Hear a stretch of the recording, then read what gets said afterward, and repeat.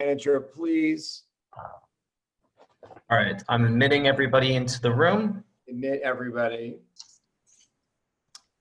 And so in addition to the disclaimer that I'm going to ask the town manager to read, we also want to make sure that everybody who's on this Zoom is identified. So if there are any phone numbers, we want the town manager to ask. He will call up the number and then ask them to identify themselves for the record. I think the good news is that everybody is identified on this call so far, so. Okay, We're and good. then we're going to be asking our administrative assistant, Linda Williams, to monitor the participants. And we will, if anybody comes on that has a phone number, we will stop the meeting to ask them to identify themselves. Okay, Mr. Town Manager, would you please read the disclaimer?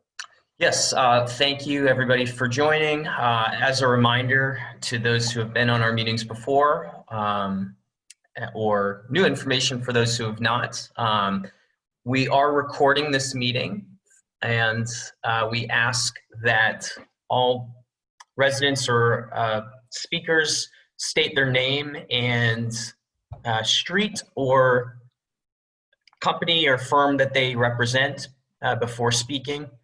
And if we are unlucky enough to deal with interruptions, we'll quickly end the meeting and a new link will be sent out via town communications that people can then rejoin. Okay, thank you. Now it is time for consideration of the consent agenda, and I believe that Council President Shaw wishes to take one item off. Is that correct? Yes, that's correct. I'd like to take off the item that is about the Somerset Pool lifeguard instructor training classes and put that on our regular agenda. Okay, and because Mr. Blair from American Pool is on the phone, I'm going to call that right after the consent agenda is approved. So is there a motion to approve the consent agenda? Is there a second?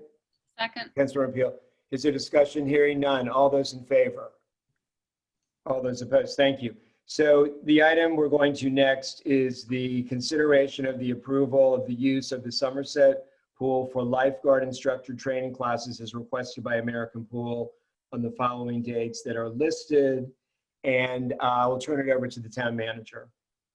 Yes, American Pool had asked us to allow them to do some lifeguard training for the dates when we did expand the pool season. After talking with them, it will not require the town pool to be closed. They are going to work around residents that are using it, and they will be limiting the class size to acceptable numbers under COVID regulations. Otherwise, I'm happy to turn it over to Charles, or if the council wants to ask any questions, Charles. Yeah, Charles, do you have anything to add to that? No, I was speaking with Kirby, who was doing setting up the class, and I believe we probably have 9 students. And I would say the only correction is this is not a lifeguard class; it's a lifeguard instructor class.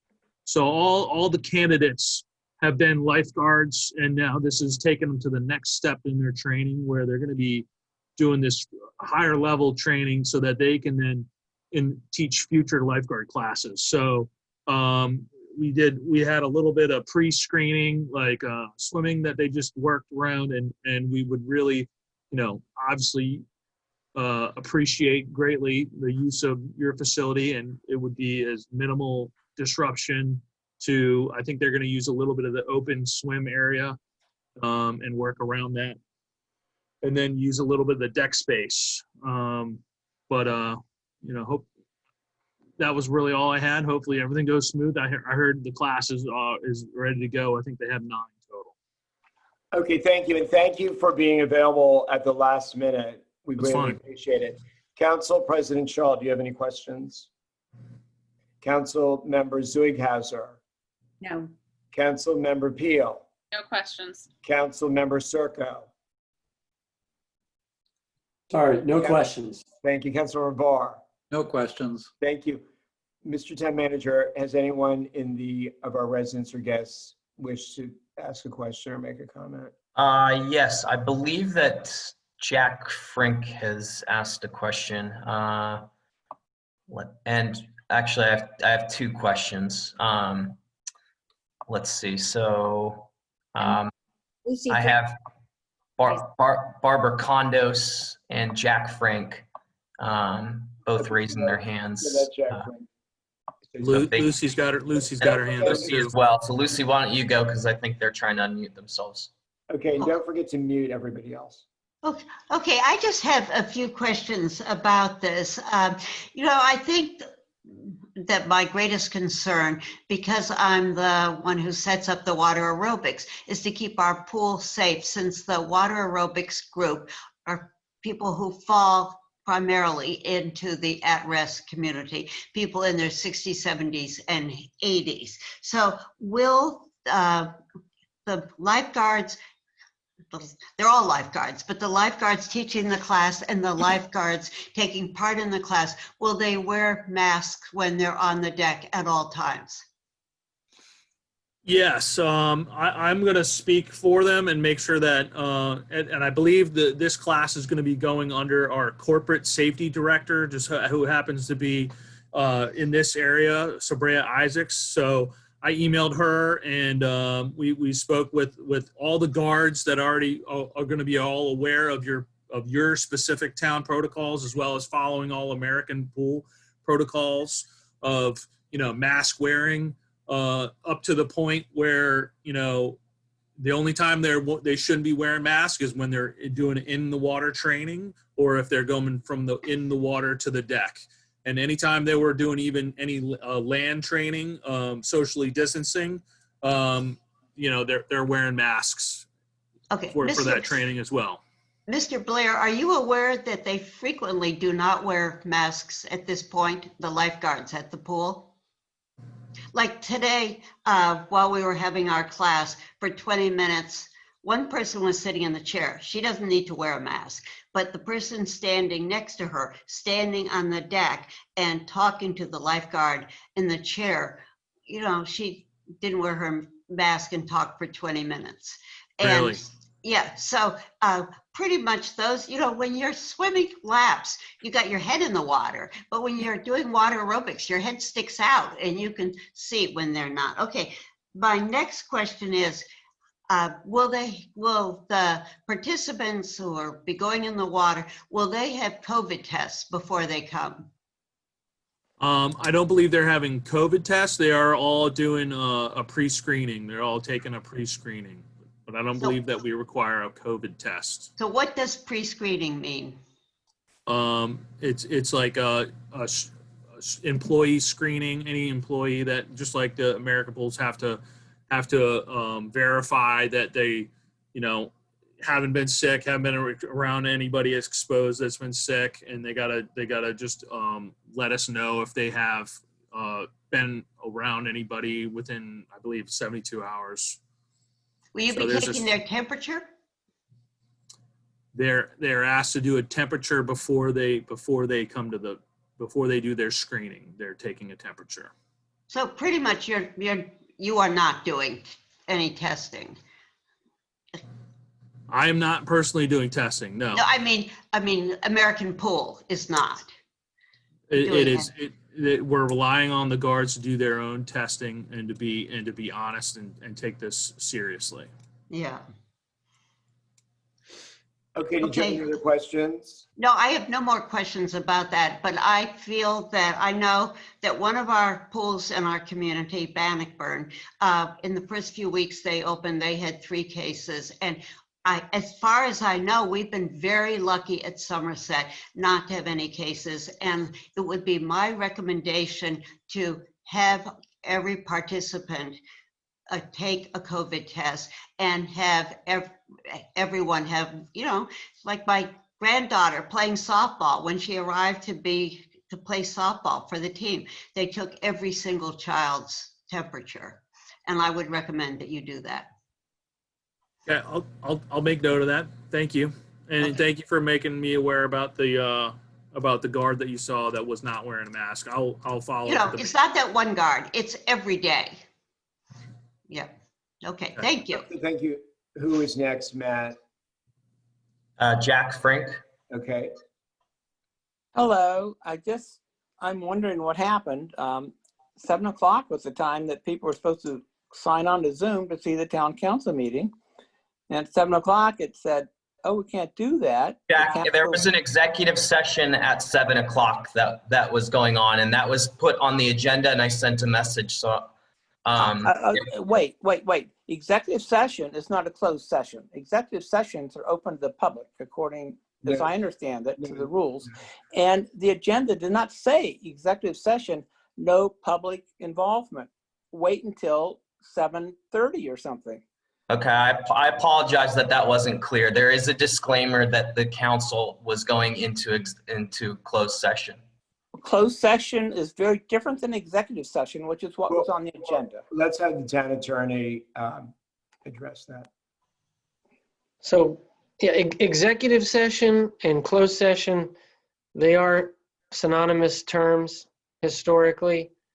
Going forward, we'll use closed session to make it clear.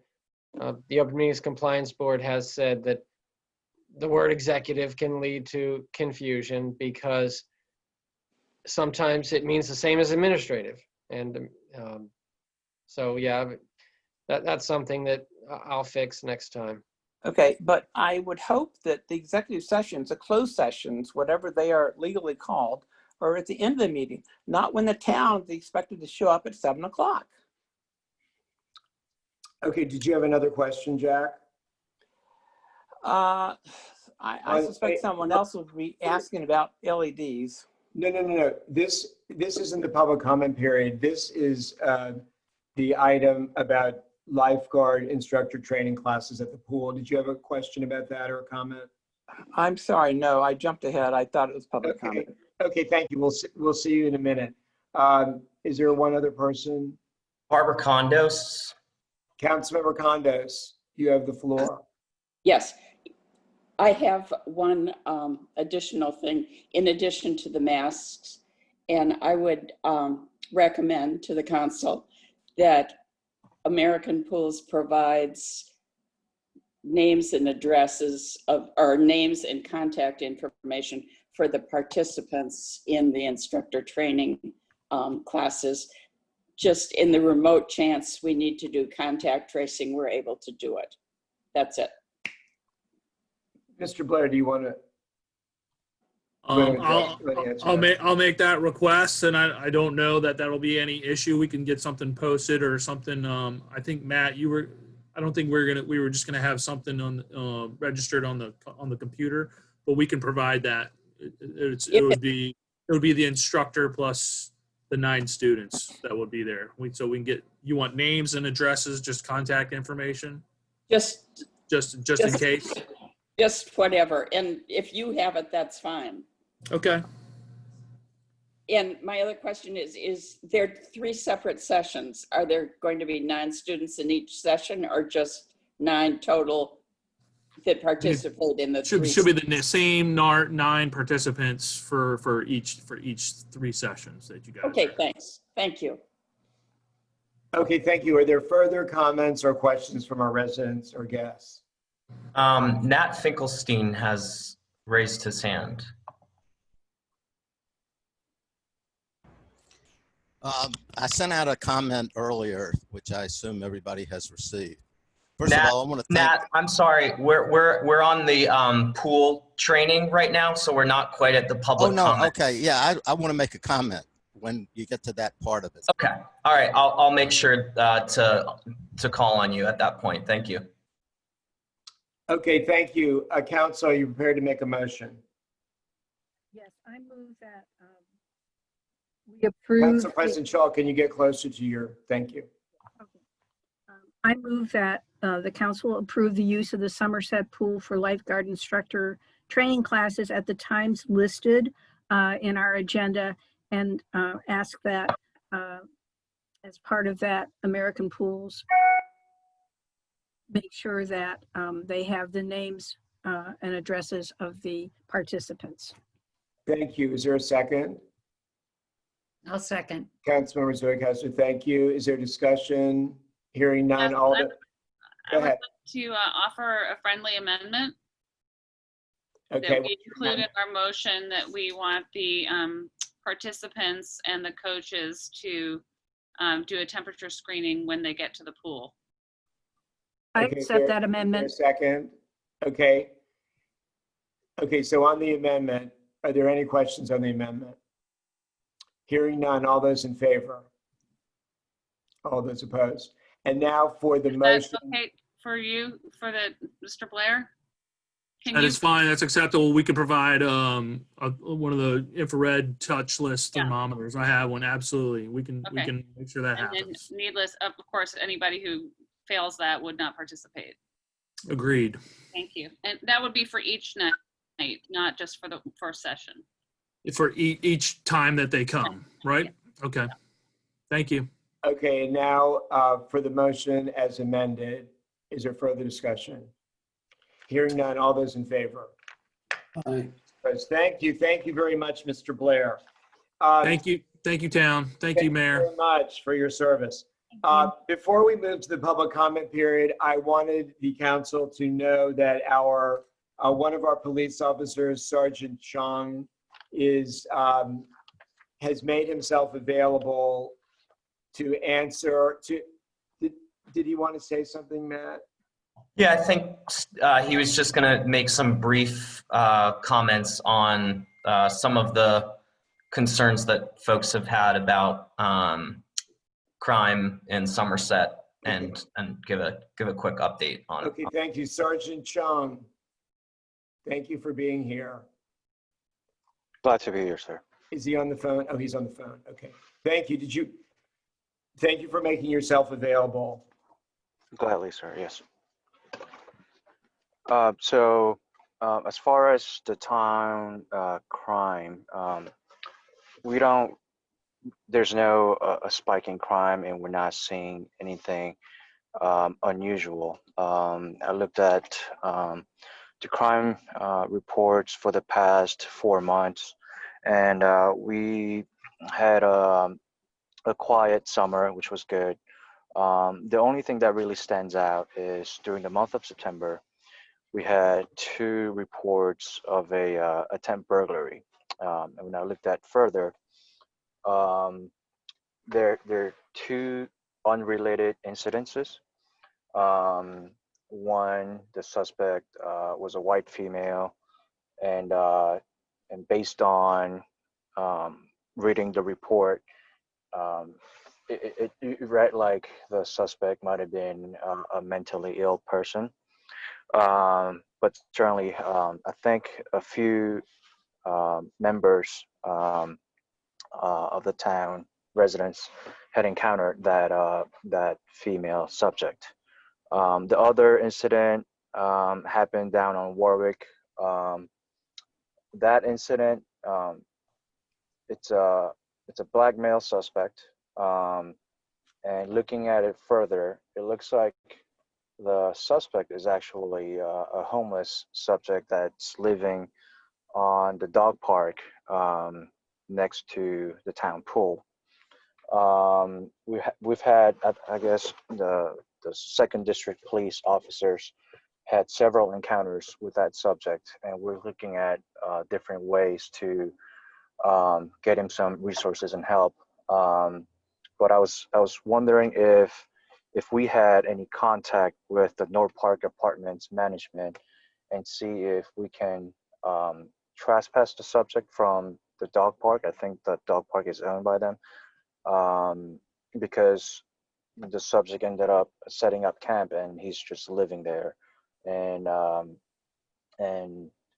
sort of creating a nuisance to our town residents. And I believe if we get some cooperation from North Park Apartments management, we should be able to resolve that issue. But as far as the overall crime trend goes, the town, it's not seeing any spike in crime compared to any other areas. That's pretty much it. Okay, thank you, Officer Chung. And would you be able to stay on the Zoom for a few minutes in case someone has a question or comment? Absolutely. Okay, thank you. So we will now move to our public comment period. Matt, do you want to, I think we asked people to raise their hand, right? And then you call them. Yes, so we have a few. Let's go back to Jack Frink, who didn't get a chance to finish his comments. Okay. You're muted, Jack. Jack, you're muted. You're muted. Thank you. I apologize. I thought it was a comment session, so the things I said were intended for the comment session. So in the future, when agendas are posted and the time, people should be able to, abide by them. And I think the council has to vote to go into closed session. They can't just sort of have it ahead of time. It has to be the council convened and then they vote on it. Well, the council did vote to go into closed session, and when was that? When was that? At 7 o'clock. But probably we should have had it on Zoom then. But this is these are whole new procedures. The next time we would have that on Zoom. I guess my apologies. I was informed that it was suggested that I take the open meetings training, and I did. That's why my comments were there. You are absolutely right. That is supposed to be an open session when they vote to go into closed session. So we will make sure, but please give us a little bit of a break because of the new features we're living under. I give you lots of breaks. I think you guys are wonderful. Every one of you. Signing off. Thank you. Bye. Please stay. Please watch the rest of the meeting. Okay, who's next? Matt. Nat Finkelstein.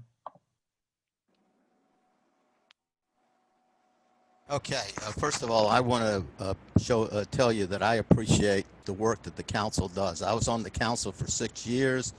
I know it's a thankless job and it's difficult, but let me tell you, this whole business with lighting, I think I have been doing it for longer than anyone, even Marnie, I think. I have brought out the issue to the town. And by the way, town attorney, I've raised with them several times the defective sidewalks and the poor lighting. And now we're having issues that are apparently being associated with this lighting. Kathy Picard keeps telling me that I'm wrong, but believe me, I was actively involved. Pepco had a deal. Alan Proctor said, I'm going to sue you if you go with the deal. And that was 15 to 20 years ago. And now Marnie tells me she's been working on this issue for over 10 years. There's still a sidewalk, by the way. I think Bertie Pachenik has brought it to your attention. I walked from her house with Esther the other night in the dark, and fortunately I saw the sidewalk because it didn't have a marking on it. I said, Esther, be careful, because she could have tripped and hurt herself. I even came to a town meeting with crutches and bandages all over me to demonstrate what can happen if you trip on a sidewalk. So I appreciate what the council does, but you need to get on this issue and get lights. We've had test lights on Trent, and we've had test lights here and there, and it keeps going on and on. And are we going to have a serious injury before you really get this problem solved? And also landscaping. I've been hearing about landscaping for God knows how many years. Why can't we have beautiful entrances? And I don't know whether there's 5 or 6, if there are 10, they should be done. I hear a landscaping expert has been working on it. We need to get to action. This town needs to be safe. And when I hear emails from Ellen Butts and other people saying that the lighting is poor and my house was almost broken into, our cars are getting their windows smashed, we need to stop it. Thank you. Thank you. I think the town manager is going to address where we are on lighting and the sidewalks? Sure. So quickly, on sidewalks, we did do a grinding of the sidewalks. So the council approved several tens of thousands of dollars on a townwide project. There is still that one area that you referenced, and we are aware of that issue. The problem is that was actually ground down a few years ago and has popped back up because of tree roots right there. So I've actually gotten samples of a rubber cement pavement alternative to be installed there, and I'm waiting for a estimate from the company who would install that. But that allows it to water to go through it, so it keeps the tree roots watered and doesn't pop up the same way that the inflexible concrete sidewalks do.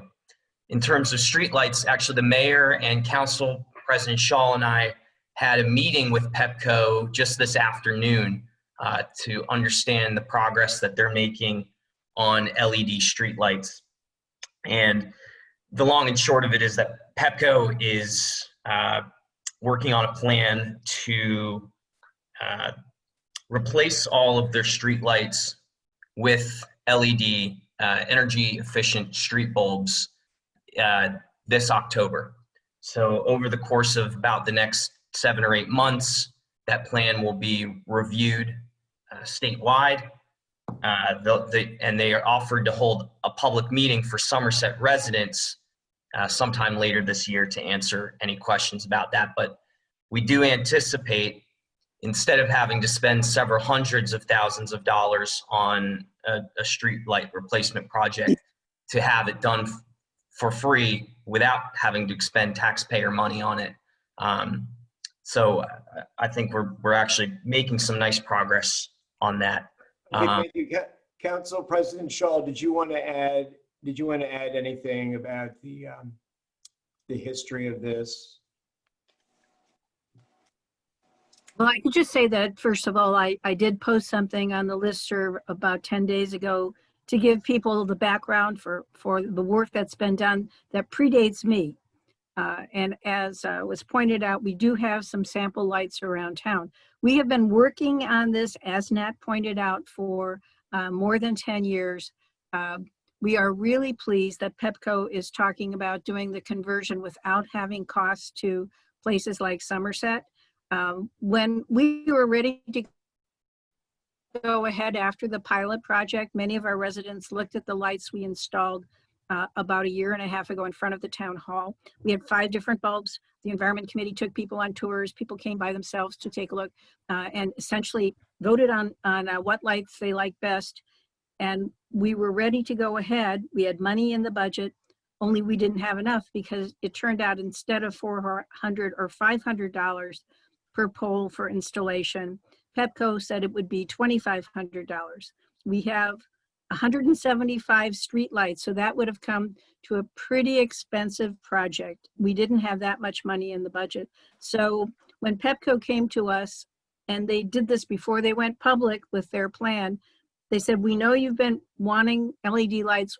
We want to tell you what we're planning on doing, but we aren't ready to go public yet, but we want Somerset to know, because you've been our partner here in attempting to do streetlight conversion to LED lights.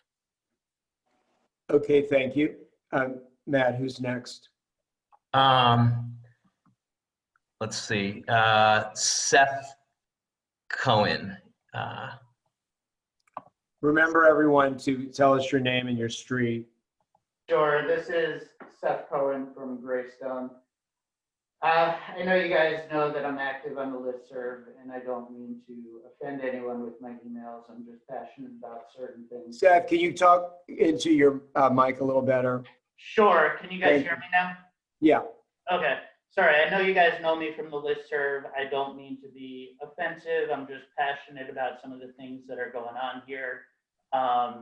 You know, I had my car stolen back in June just from my driveway. So I too have experienced some of the crime that probably Max will talk about, as well as one of our neighbors had their car stolen. So the concern right now is when we've talked about some of the crime going on in Somerset, it just seems like it's being passed along. Hey, it's going to take a couple months to get this safety commission up and running, when people have viable options that we can implement now. And it doesn't mean recreating the wheel. It doesn't mean where we have to do extensive research and go through all of these different processes and procedures. Other towns have done what we're talking about, which is cameras at the entrance. The lighting, we've been talking about the lighting, you just gave the update. It sounds like our plan is to wait for Pepco to give their plan, which we don't even know if it will be approved by the state. They're still in the proposal process. They still have to present it. That's going to be another 7 to 8 months, you said. And we've got no backup plan to that. My daughter is terrified of riding home alone on her bike at night because it's pitch black. My son is terrified because he's heard of all of these forced entries that have occurred. And it just seems like the point is not getting it across. That it's, hey, we'll set up a commission, it'll be a couple months to get it up and running. This isn't DC, you guys. This is our neighborhood. We have a town council. We can get this up and running. We have people willing to do the work to help. It just doesn't seem like anything's getting done. And again, you know, even though Officer Chung said that there hasn't been an uptick in crime over the past 4 months, I actually asked him to go back and look over year, because the past couple of months, just to say there's no crime this summer that's increased, or it's been a quiet summer. It hasn't been quiet for me. I lost a car. It hasn't been quiet for Max. Someone entered his house. This is not okay. And I know we live in a city, we're close to a city, so some crime is expected. But, you know, cameras at the entrance will help the police. We can talk to other towns that do it to get their policies and procedures. Lighting, again, we have no plan. Matt, do you want to respond to that? And does any council member wish to say anything?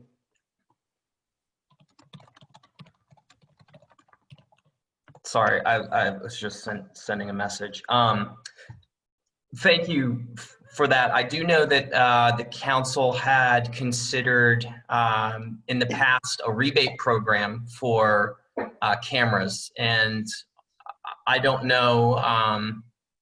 I don't know if there was any participation in that or if that got off the ground. I also know that the mayor has been putting together a safety committee that it will be on the agenda for next month. Sergeant Chung is putting together a stat crime sheet that I will definitely make available for you and for public consumption once that's complete. I asked him to do that after seeing some of the comments on the listserv. So I thank you for bringing this up at the meeting, and I'm happy to discuss any other ideas that you might have that we can do administratively. So can I ask one additional question? I mean, we live in a very heightened, tense period right now, especially heading into the election where, you know, it just sounds like things might not be very civil. So, you know, the time is now where we need some of these safety measures implemented. I don't think that to have a November safety commission put together and then studies and, you know, maybe getting something done in January, February, it is the right timing. I mean, you know, to me, we saw what happened in April or May or whenever that was when Saks got burnt down. I mean, we face a very uncertain time these next couple months. And, you know, I'm not getting political, but I just know. Okay, Seth, so please know that, it's not the town, policing is not the town responsibility, it's the county. So we don't, But I'm not talking about the town. What I'm talking about is doing things to help the town. I know, but there's not, these ideas have to go through a process. And we don't have fun,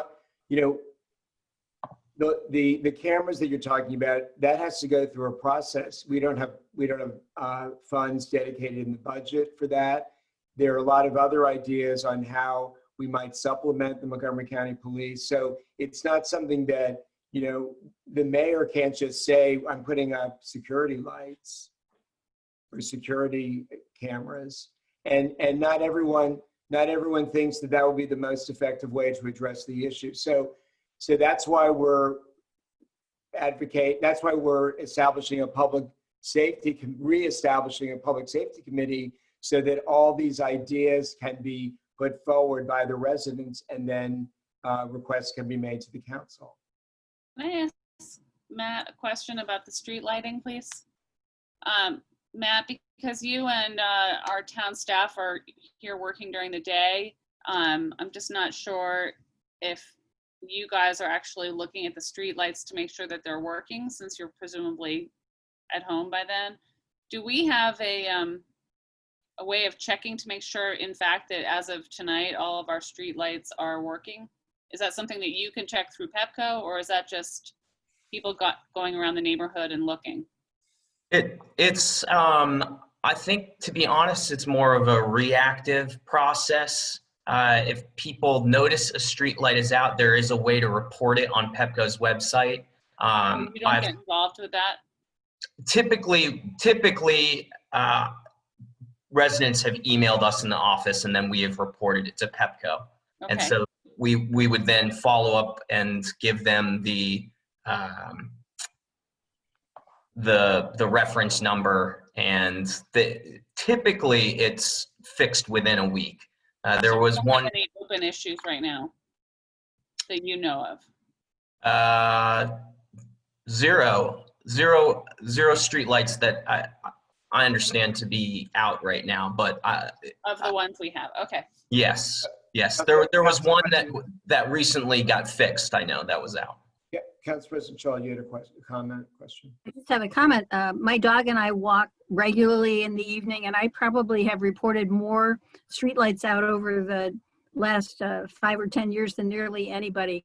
I just go to the Pepco website and put it in, and as Matt said, usually within a week, the new lights are out, and they'll let you know that they've done it. Okay, Councilmember Barr, you want to say something? Yep.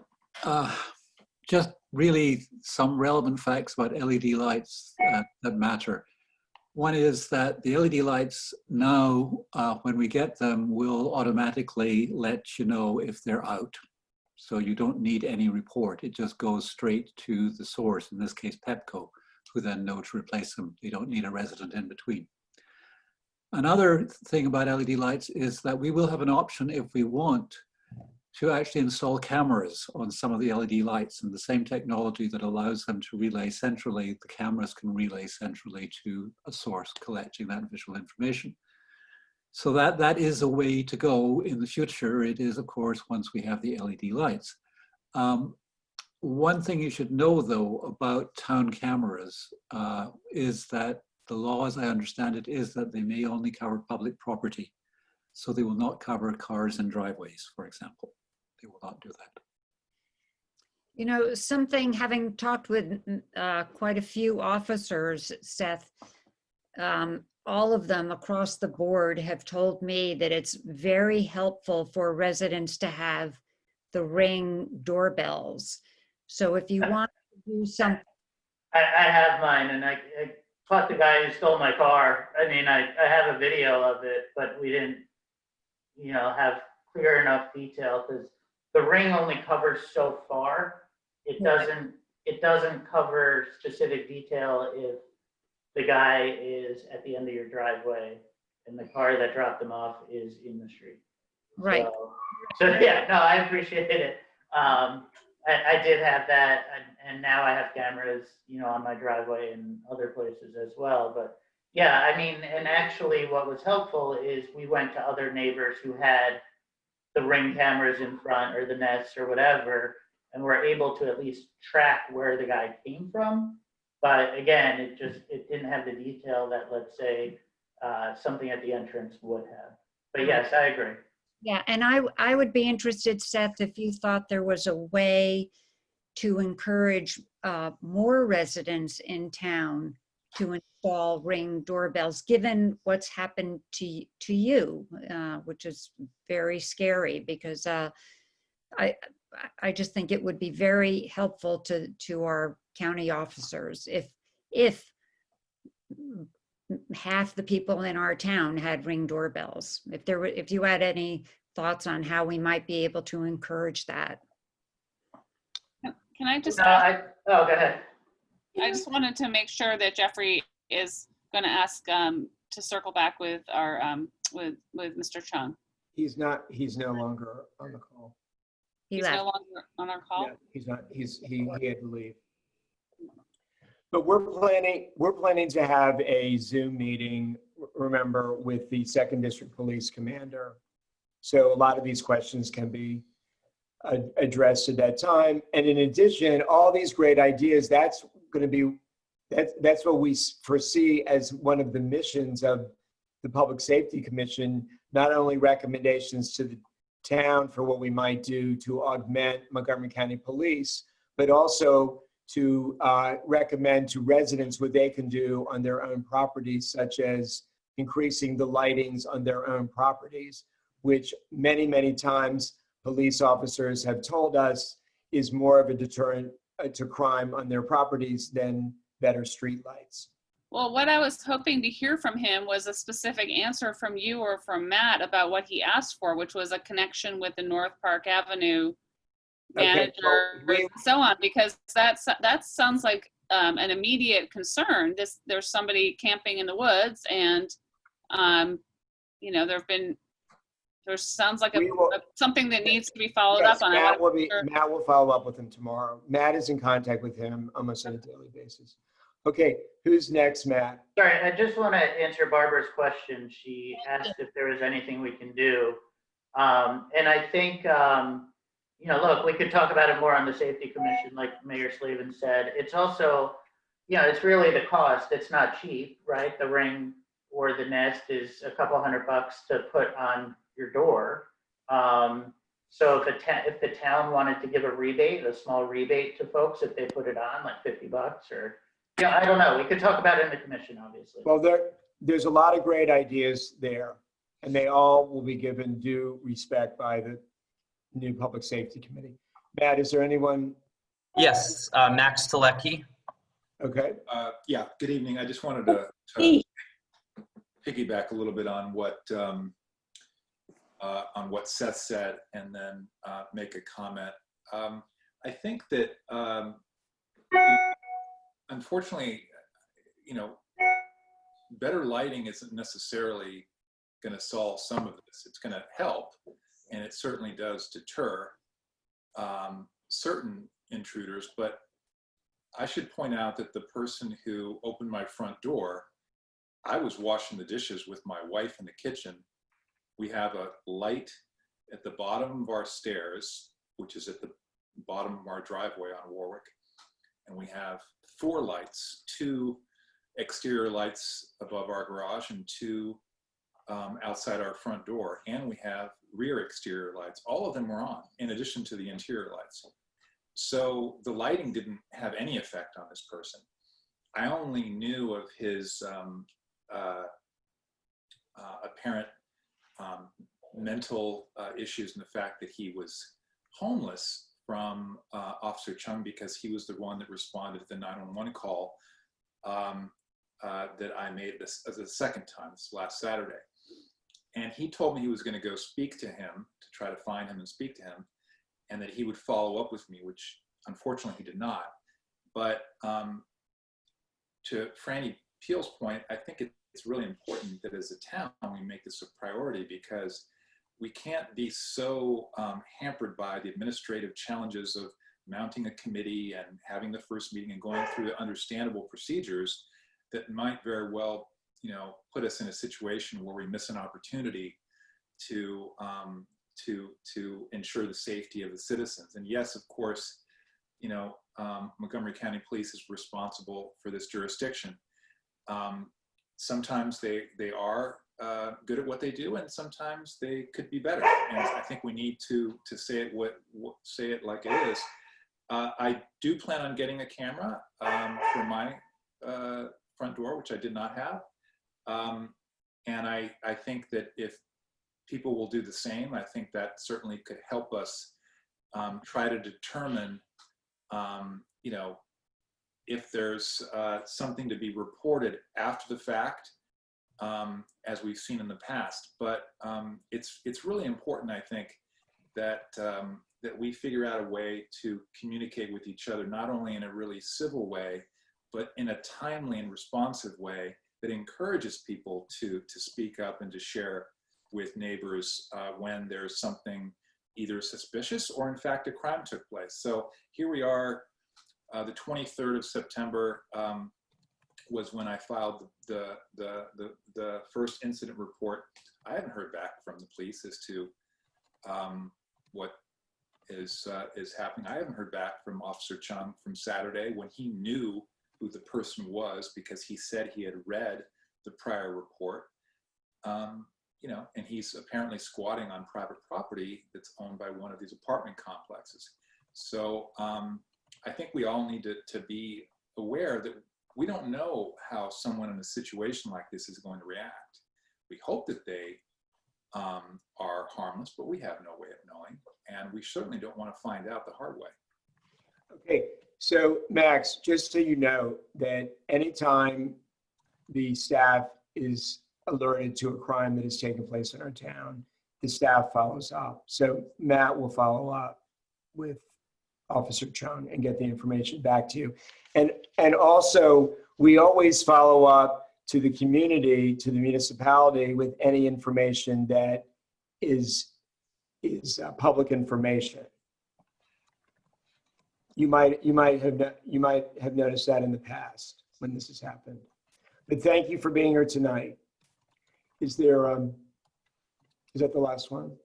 No, Barbara Condos. Hi, Barbara Condos, Fallstone Avenue.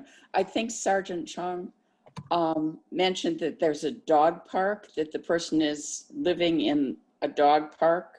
I wasn't aware of any dog park in the area, and I was wondering if the town could find out exactly what he meant by that and exactly where he's living. I know several years ago, there was at least one person and maybe a group of persons who lived, I believe it's Somerset property, up behind if you go along the side of the pool and up that into that area, there were squatters, or I don't know who they were, but people living up there for a period of time. And so I don't know if it's the same area, if it's a dog park over in Friendship Heights or what. So well, thank you for the question, and Matt will follow up with Sergeant Chung and we will report back to the town.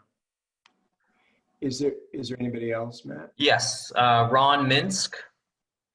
Yeah, thank you. Just a quick question. I'm sorry if I missed this earlier. I know that replacing the lights with LED lights should lower the operating cost, and it has environmental benefits. They may not necessarily be any brighter. And I'm just curious, are we talking about something that is going to, do we expect that it'll be brighter? Are there going to be more LED lights than there are of the current lighting? In other words, will it actually be lighter, or will it just be cleaner? I'm going to let the council president respond. Thank you for the question. We actually worked with a lighting consultant several years ago, and we thought we would be able to have LED lights sooner, who looked at the entire town and was going to help us with making sure that the lighting was even. One of the things about LED lights is they're much more even on the pavement, unlike the bulbs we have now, which sort of shine straight down and you kind of get a circle of light, but then there's sort of dark places in between. the LED lights should be much more even and have much better coverage. Let me add to that.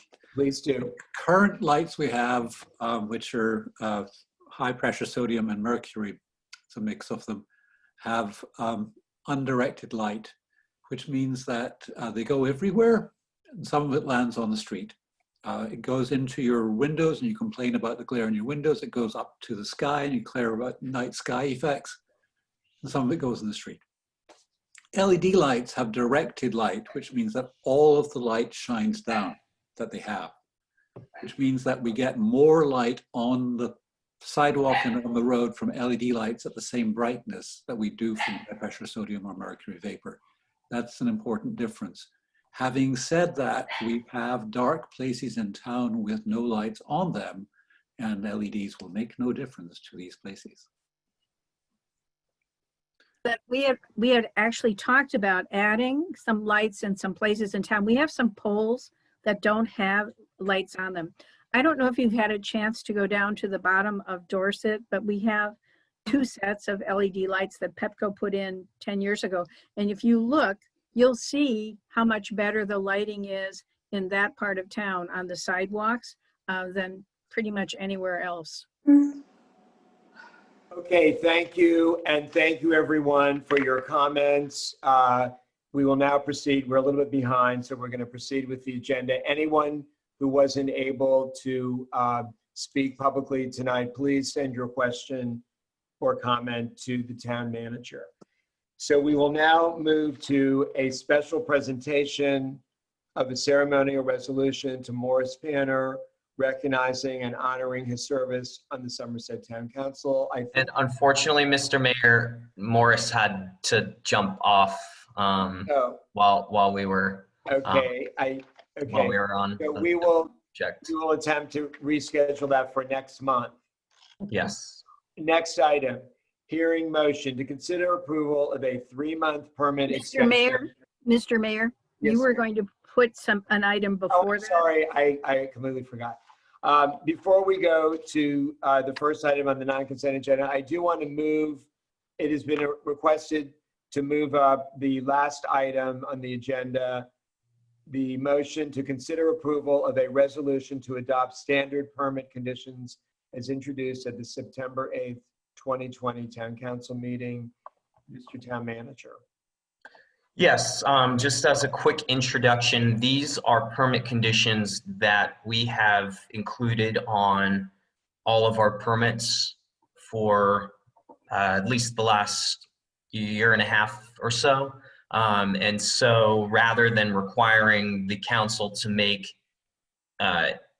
independent motions for all of these permit conditions moving forward, the council is attempting to take some action here to create a list of standard permit conditions so that these are included whenever a permit is granted.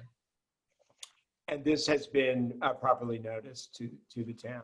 Council Yes. President Shaw, do you have any questions? I wrote an article for the Journal as well on this. Thank you. Council Member Zeughauser. No, thank you. Thank you. Councilmember Peel. No questions. Thank you. Councilmember Circo. No questions. Thank you. Councilmember Barr. No more questions on this. Thank you. Mr. Town Manager, are there any comments or questions from our residents or guests? No, Mr. Mayor. Thank you. Council, you're prepared to make a motion? Move that the council approve a resolution to adopt standard permit conditions. Is there a second? I second that. Thank you. Is there discussion? Hearing none. All those in favor? All those opposed? Thank you very much. The next item, hearing motion to consider approval of a 3-month permit extension as requested by Yogesh Rajkodia, I hope I pronounced that right, on behalf of Denise Rajkodia for the ongoing construction project at the property located at 5800 Deal Place. Mr. Town Manager. Thank you. So after switching general contractors, the applicant has made some significant progress since the last permit extension, which was 6 months ago. The work that remains to be done is primarily interior, but I believe there are a few smaller things outside that Yogesh may address. Let's see. He's asked for a 3-month extension and has indicated that most of the work should be finished within or by the end of the month of October. And the applicant has supplied the town with a permit extension fee. So Thank you. all Does that said, does the applicant wish to comment on the town manager's report? All I'll say is it's pretty much accurate what Matt just said. The only thing is we have a little bit of work to do on the facade. That should probably be done by the end of the week. The big things remaining are like the stairs and stuff like that, which I can't get inspection unless those things are fabricated, and it's taking a little longer than expected. And the final thing is, a big stormwater management thing we're trying to sort out, creating a dry creek bed and, rain garden and all that stuff. Not all of that requires obviously any permitting and stuff, but that's the major work that's basically remaining at this point. Thank you. Mr. Town Manager, I'm getting some feedback. Can you please mute everybody? Sure. Council President Shaw, do you have any questions? Council Member Zuighauser. No questions. Thank you. Council Member Peel. No questions. Council Member Circo. No questions. Good luck wrapping it up. Thank you. Best wishes. Thank Council Member Barr. No questions. Mr. Town Manager, are there any requests? From There's one raised hand, Jack Frink. Okay. Jack, you're on mute. Jack, you're on mute. I don't know if it was an intentional raise hand. I want to applaud Yogesh for everything he's doing for the environment. He has solar panels on his roof. He's doing things in his backyard to keep the stormwater management better than the town requires. So he's good. So sorry, bye. Thank you for your comment. Is that the last one? Yes. Okay, thank you. Council, you prepared to make a motion? Move that we approve the extension of a 3-month permit extension at 5800 Deal Place. I'll second For a it. second. I think I saw Circo first. Is there discussion? Hearing none. All those in favor? Aye. All those opposed? Thank you.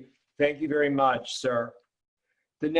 Now we go to the, for 5404 Grantham Avenue. So I'm starting. Greystone. Yeah, Greystone. Greystone. I might have written it incorrectly on your, I apologize. You read it wrong on my script. I'm sorry. I apologize. Today is October 5th, 2020. This is a hearing before the Town of Somerset Council for permit application number 2010-1C to consider approval of a building permit application for proposed addition, patio, walk steps, retaining wall driveway, tree removal, and associated site work submitted by Shay and Alexandra Kanani. Did I pronounce that right? You did. Thank you. At the property located at 5404 Greystone Street. As part of the application, the applicants are seeking a 4.7-foot waiver to the established building line restrictions in the town code. We ask that residents be limited to 1 comment each and that they be limited to 2 minutes at a time. The town manager will call on residents by listed name or the last 4 digits of the phone number if no name is provided. When you speak, please state your name and street before you make your comment. When your time is up, a buzzer will sound and you will be asked to please finish your thought. The hearing will observe the following order. First, the Somerset Town staff will present their findings and submit for the record a report on the application under consideration. Next, the applicant will present the application.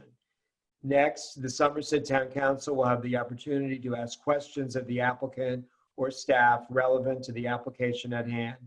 Fourth, other interested parties will have the opportunity to ask questions of the applicant or present comments to the council. Then, if necessary, the applicant will have the opportunity for rebuttal testimony, after which the public comment period of the hearing shall be completed and the record closed.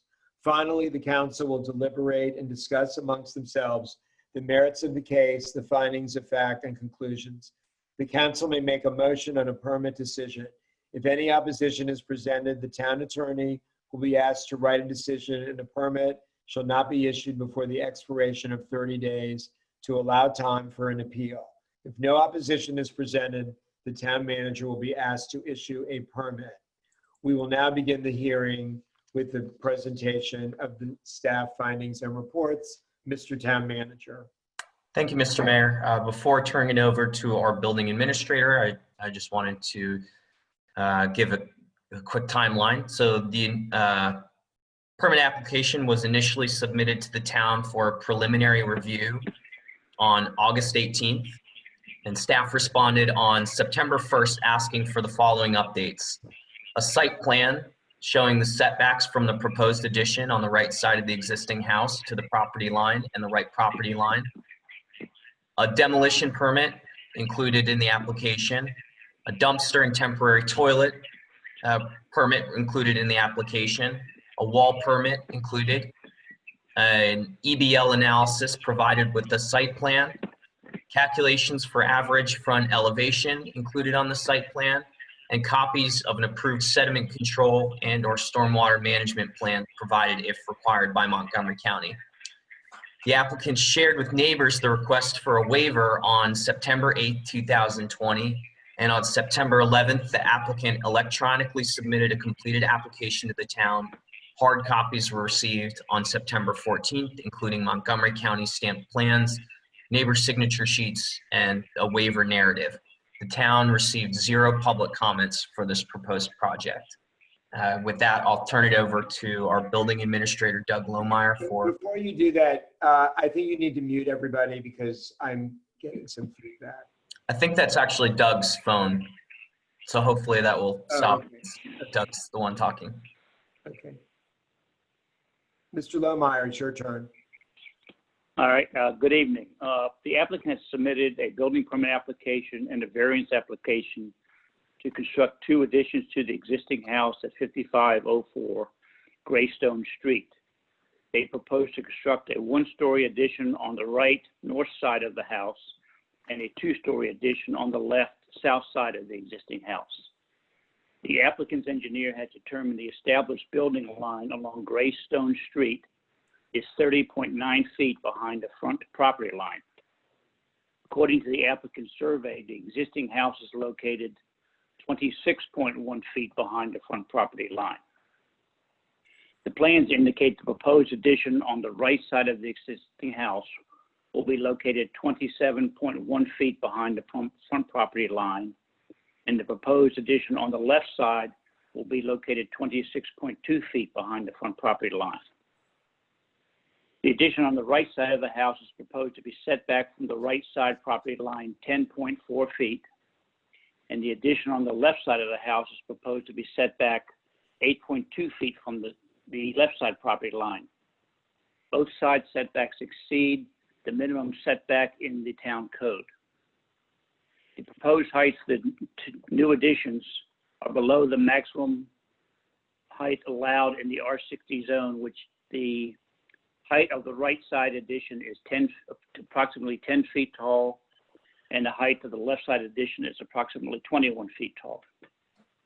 The proposed building lot coverage will be 2,441 square feet, or 25.9% of the lot, which is below the maximum required in the code.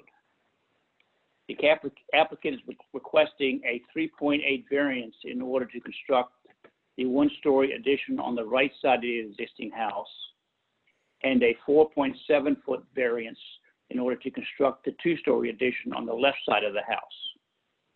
According to the Montgomery County Department of Permitting Service website, proposed improvements do not require an engineered stormwater management plan, only a drainage area review plan, which is included. Since the lot is under 15,000 square feet and the proposed disturbed area is under 5,000 square feet, Montgomery County considers the improvements as a small land disturbance. The application also includes a parking plan which shows 3 vehicles parked on site and 3 additional vehicles parked on the west side of Greystone Street. I recommend the council approve the building permit application for 5404 Greystone with the conditions that the applicant provide a wall check survey as soon as the finished walls of the proposed 2 additions are constructed, and that's assuming that the council approves the 2 variances. And that concludes my report. Thank you. So don't we want to get the Dr. Feathers report? Yes. So Thank the you, Mr. Lamar. applicant requested the removal of 5 trees. And 2 of the trees are under 4 inches and don't require a permit. The dwarf spruce in the front and 1 of the cedars on the north side. There are 3 Nellie Stevens hollies they need to remove to build the retaining wall that's next to the 1-story addition.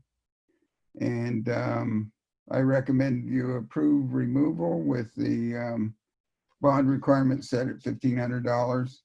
And the reforestation plan, I've given them an option of planting 3 evergreen trees, such as pine or holly, or 1 canopy tree on the lot, such as red maple, oak, or black gum.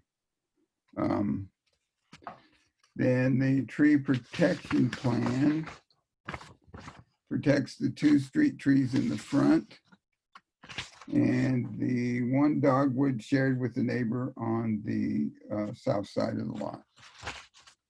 And that concludes my 2 reports. Thank you very much. Now will the applicants please identify themselves and their associates, and this is your opportunity to comment on the report and add anything you would like, and then afterward you will be taking questions from the council. And welcome. You need to unmute. Thank you. Thank you. So we're the new residents of Somerset, and we appreciate your time at looking over our plans. And through the plans, I know there was a lot to look through. We actually have asked our architect and our surveyor to be present on the meeting as well, because they're much better versed at the technical. So we have, what do we have? We have Colleen Healy of Healy Architecture. And then I think we have Jeff of Cass. Hi, Jeff. Thank you so much for being here. Would you like to take over and kind of go over the scope of the plans? Here, and actually, I'll weigh in. As Sasha and Shai said, they bought this property right as the pandemic hit, and we jumped right into the plans because they're very excited and anxious to get the project started. So we went through permit very quickly, which is fantastic. We have 2 contractors lined up that both are able to start November 1st, pending the approval of this application. Their hope is to be in by the spring. They have 2 young children who could use a much larger backyard. I used to be with McInturf Architects for 15 years, who's done a lot of work in the area. Mark and I still have a wonderful relationship and collaborate on a bunch of things. And so from him, I learned a lot about the types of houses that are in particular along Greystone, and really just how to be kind to the neighboring properties. So the approach that we've taken is essentially we are removing the pitched roof, but are keeping the volume under it, which is currently a 1-story structure, as a 1-story volume, but we're adding clear story above to bring in light while still sort of maintaining privacy to the neighborhood as well as the new residents of the building. And then on the right-hand side of the building, where the new kitchen is scheduled to go, because we are, again, coming so close to the neighbor, we are stepping down in scale. Again, that addition is only about 10 feet. And then on the left-hand side, one of the reasons that the owners bought this property was to be able to have a little bit of a larger garage for storage. And so that is one of the main driving factors of the additional square footage that Jeff will talk about in terms of the front property line.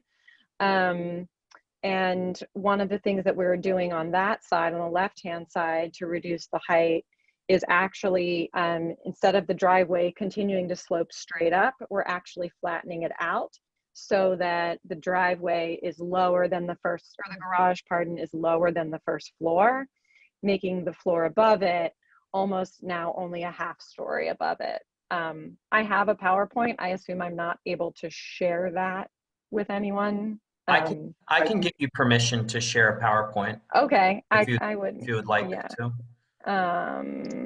I think, oh, it says it disabled. I think now you should be good to go. Okay, let me see if this, hopefully all the pictures of, so this is the existing house. We are maintaining this brick and are going to be adding some more brick along that line. Here's where the small kitchen addition is going. And then the carport is removed to make way for the garage, which sits right here. But the house is actually much higher than its neighbor on this side. So the driveway right about at this point will start to flatten out. And then you can see how the driveway flattened out there in this image here. So the existing brick is maintained with new clear story windows up and above, and then a new entrance in the front.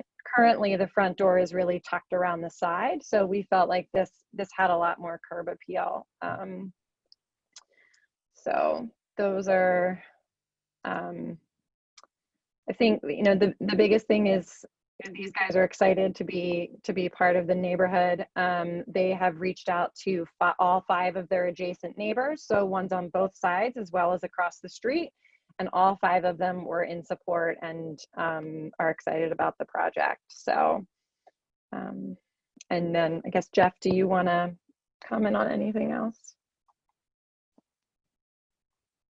Sure. Jeff Robertson with Cass Engineering. We're the civil engineer for the project.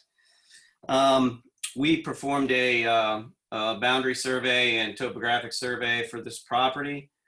We also performed an established building line survey, which is required by the town of Somerset. That information, I think, has been included in the packages that that you have reviewed. I'm going to try to keep things brief because I think everything's pretty self-explanatory in those packages. This is a rather unique lot in that it has frontage along Greystone, but it also fronts along Little Falls Parkway to the rear, which in Montgomery County's perspective, this is a through lot. So the rear yard is also a front yard from that zoning perspective. Furthermore, there is a platted 50-foot building restriction line from Little Falls Parkway, which is roughly along the rear of the house. So there's really no room for any sort of significant addition to the rear of this property, hence the expansions to the front. The requirement for the established building line, as was mentioned previously, is a town of Somerset requirement.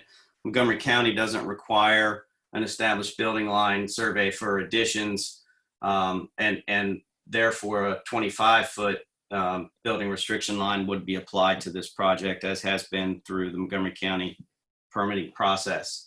The additions were designed such that the existing setback of 26.1 feet would not be increased. So what's proposed is a 26.2 foot setback requiring a 4.7 foot variance to the south, and a 27.1 foot setback requiring a 3.8 foot variance to the north. there are no other required variances. Everything else complies with the Town of Somerset ordinance. It's also important to note that the house to the left or to the south at 5402 Greystone, that house is set back at 25.9 feet. So again, the requested variance is not increased over the adjoining property. And the house to the north, which has a greater setback of 33.3 feet, the proposed addition there is kind of designed to phase the house, if you will, back to be more in line with that, that existing structure to the north as well.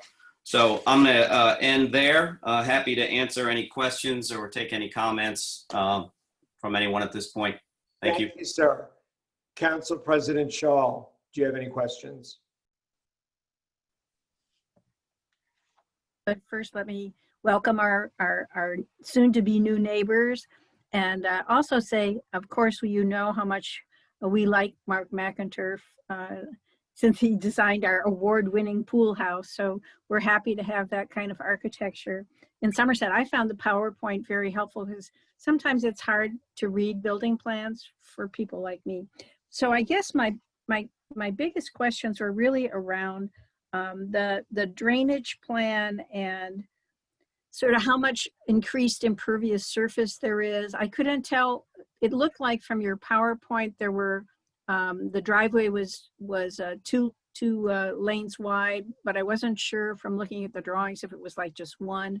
So I kind of was wondering how much lot coverage there is pre and post construction and those kinds of questions. Those are all sort of related questions, I think.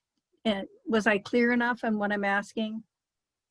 Yeah, I think Jeff can probably answer this more exactly than I can. But I will say there is some, since the last storm, there actually was a good bit of water coming on to the property. And it's something that we plan on even addressing further because they have an areaway and there actually was some damage. So I think that this is something that, we as a collective team, Cass and myself and the owners are all paying attention to, and obviously we're all going to have to continue to pay more attention to it. There is an existing sort of drive on the side, and so we are just making it big enough to be able to get into the garage. We are not expanding the curb cut at all. So that is one thing that I can say. But Jeff, maybe you can talk about the exact percentages. Yeah, I think I can. So the lot coverage, as Doug mentioned, proposed lot coverage is 2,444 square feet. Allowable on the property is 3,302.95. So certainly significantly less than what is allowed. The driveway is proposed to be widened a bit to accommodate the two-car garage, and there's a new lead walk, which is essentially the extent of the front yard impervious area. They're part of the Montgomery County review of the project is for drainage compliance, and what Montgomery County looks for in that situation is whether or not there's any sort of increase in runoff to an adjacent private property. So the drainage pattern here is kind of from north to south. So large majority of the lot drains onto lot 53, which is I think it's 5402 Greystone. So what we've attempted to do is minimize the drainage area onto that adjoining private property through piped roof drains, collecting the roof water in a pipe and piping it towards the front where it can be released in a small riprap channel, and then drain towards the street where it can then enter a public storm drain system. So that's resulted in a decrease in runoff to that private property owner, and thus has been brought into compliance with Montgomery County requirements. I don't actually have the complete numbers in front of me. I can get them for the existing versus proposed impervious areas. But I kind of have it split out into drainage towards the neighbor, not so much whole lot drainage, if you will. Do you have any other questions? No, I have no other questions. Thank you. Council Member Zeughauser. Yeah, I just have a quick question, and I just want to make sure that everything is covered in the Town of Somerset permit application, where the description of the work to be done is proposed addition, patio, walk, steps, retaining wall, driveway, tree removal, and associated site work. Does that, Ron, maybe that's a question for you. Is that sufficient?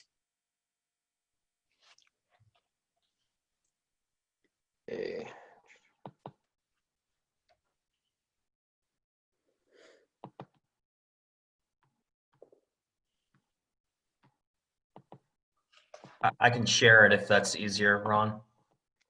I'm at the site plan, so I just need to go back a few pages.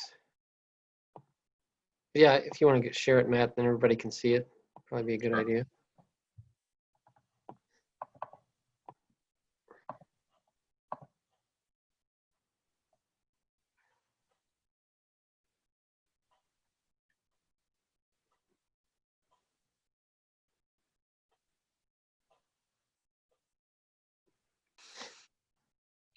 Yeah, I think that's an adequate description given the accompanying site plan. Great. Okay, that was my only question. Thank you. Okay, thank you. Councilmember Peel. I just had a question for Jeff, just for my own understanding about how things work at the county level. Not really a question on this project, but when you go in with a drainage plan that connects to the street systems, is that something that the county has to sign off in a specific way for you to do that? Or do they just look at the percentage of drainage on the property and tell you that that's a good result? I'm just curious. Their drainage ordinance requires you to provide treatment if you are increasing runoff to a private property. So you are free to increase runoff towards any public property, i.e. a street. You can. Yes. Okay, thank you. I just was curious. Thanks very much. Sure. No questions. Okay, thank you. Councilmember Circo. Do you have any questions? Yes, just a couple of small ones. One, on the drainage question, is it possible to have the drainage go to the back towards Little Falls Parkway and all that property and greenery? Or is it because of the topography of the plot that you can't go in that direction?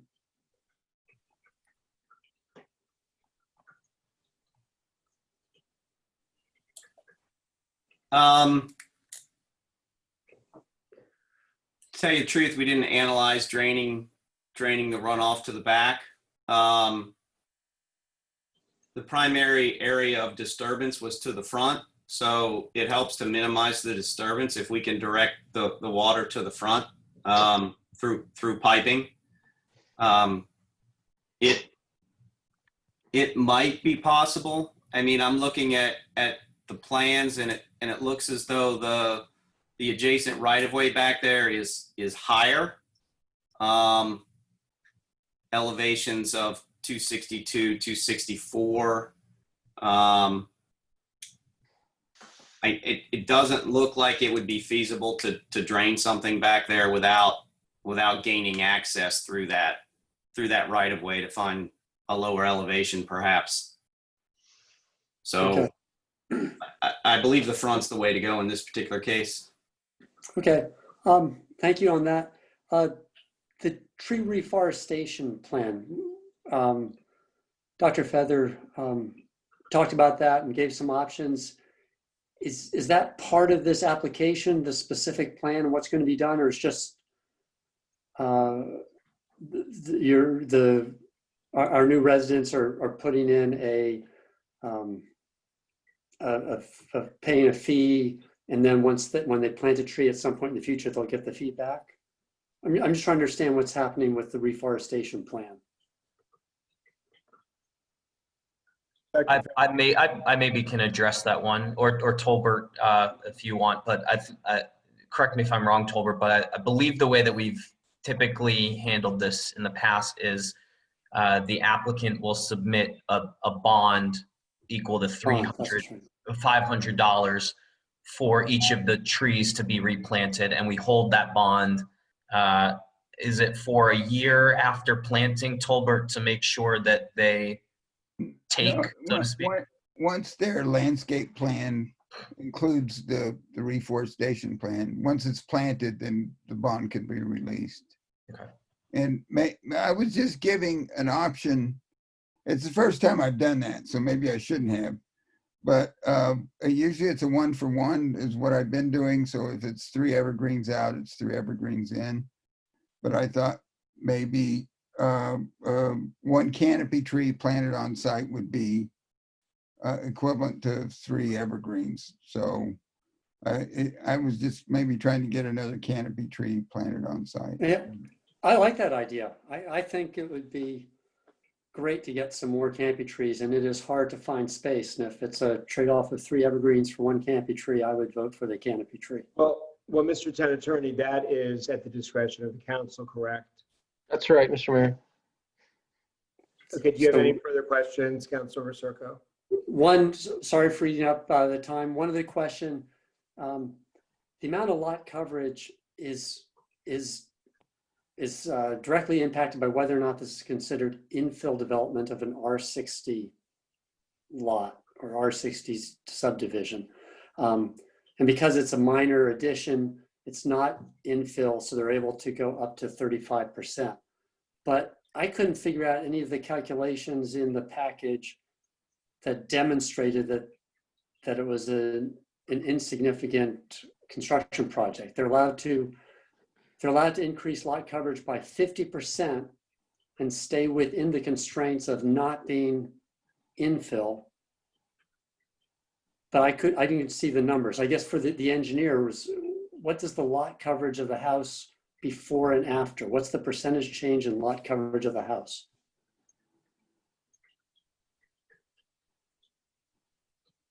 So I'm sure somebody else has looked at it, but I just couldn't figure it out, and I'd like to double check. Can the applicant answer that question? I'll chime in here, but I may be passing the buck to Colleen. So the infill, whether or not a project is infill is determined at Montgomery County Plan Review stage. And in this particular case, it did not meet the infill requirements. And I believe that speaks to total square footage. So whether or not there's an increase of 50% or more of the existing square footage of the house. Mm-hmm. And Montgomery County has approved their review of this project. So the infill requirements did not apply in this particular case. Okay. Did the architect, did you want to add something? No, I would just say, yeah, we're actually, when it comes down to it, we're not adding all that much square footage. Again, I should have the it looks exact pretty dimension, minor. but yeah, especially because we have a carport that had space. So, a lot of that garage is really where the carport was. And the kitchen, which is on the side, is only about 15 by 18. So it's the size of screen porch really. So yeah, we're not really. Okay. And there's a lower level basement that has square footage in there. And so I think in terms of the overall cost, the overall square footage increase, especially of conditioned living space. Well, perhaps you can, for Councilor Circo's education, you could get him that answer in the future. I'm sure he'd appreciate it. Did you have any other questions, Councilor? That's it. Thank you very much. Thank you. And I like the design. Councilmember Barr. All right, this gets back to stormwater, and it was occasioned by a conversation with another resident today, in fact, who mentioned that storm drains get blocked, and when they're blocked, he unfortunately is downstream directly of one storm drain, and the water overflows into his yard and causes him problems. So it's really a complaint about Montgomery County's ordinance, which doesn't cover water flowing onto public property, because when that water flows onto public property, it can flow back onto private property under some circumstances. So in that context, what I'm trying to find out is what is the percentage increase of stormwater runoff onto the public property after this design change. I understand it is substantially more than the actual new construction because you're also redirecting more of the water onto the street.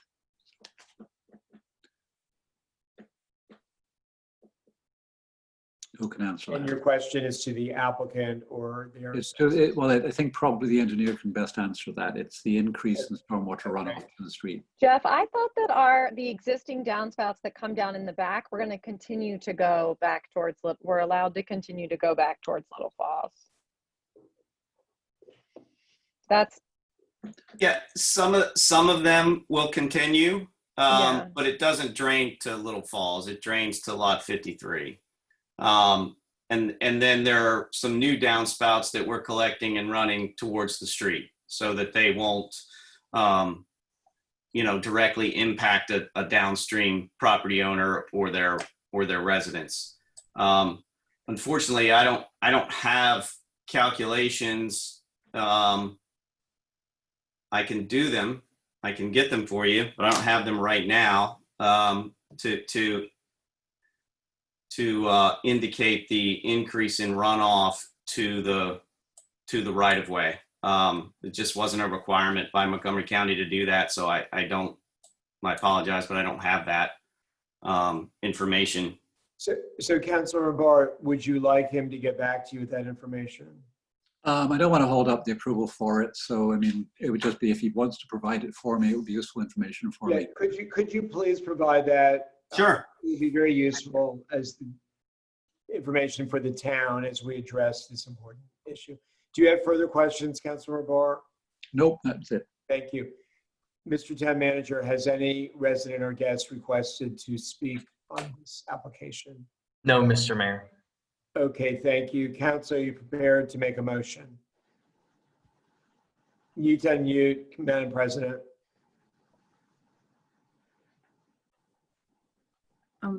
I have one question. When I was reading the narrative about the variances and the new wall that would be constructed, I noticed that the applicant or someone, whoever wrote this, volunteered that maybe they would replant some trees along that property line, which I think is somewhat different from the trees that Dr. Feather was talking about from his report. Is that true, or is that a... Who would like to answer that?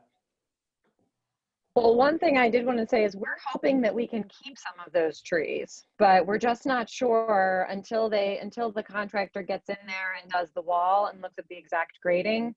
They provide a lot of separation between the two properties. And so our goal is to try to keep whichever ones we can. This has been a discussion between Jeff and I, myself saying, can we keep whatever? But we just wanted to be clear in case it came down to us needing to remove all, the ones that are indicated there. We wanted to not have to come back to you with that. So, so our intention is to keep whichever ones we're able to keep. And I think that the owners would be happy to take any of Mr. Feather's recommendations on trees, and happy to hear about what you think would be an adequate replacement and where those might want to go. So, Jeff, if you have anything on that.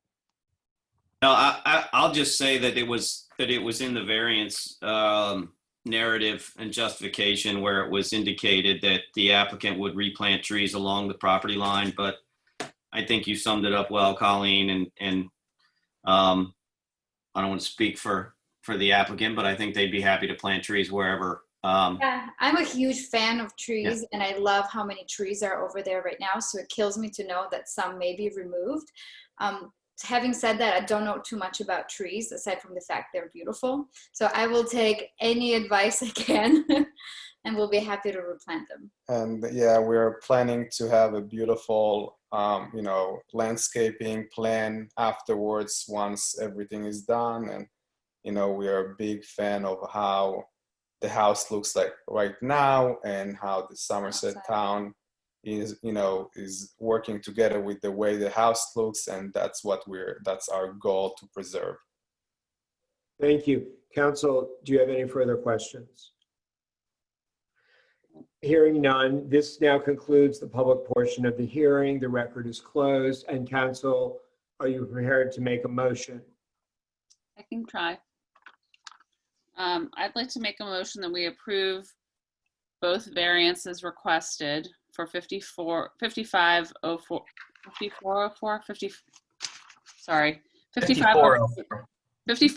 Greystone. And that we approve the tree removal permit as well. Are we also approving the demolition dumpster and all that tonight, Matt? Yes. Or is that in a separate permit application? Yes, it's all together. Tonight? Yes. Okay, so to be clear, that both of the variances requested, the tree removal, the demolition, the dumpster, the wall permit, the sediment control plan, and the parking plan, and the wall check survey requirement mentioned by Doug Lohmeyer. Is that concludes your motion, correct? It does. Thank you. Mr. Town Attorney, is that legally and technically sufficient? Yes, but is the council imposing the reforestation recommended by Dr. Sorry Feather about as a that. I condition? just forgot to include that. Along with the tree removal plan, the choice of the 3 evergreen trees or the canopy tree to be selected by the applicant. Thank you. Mr. Town Attorney, is that now legally and technically sufficient?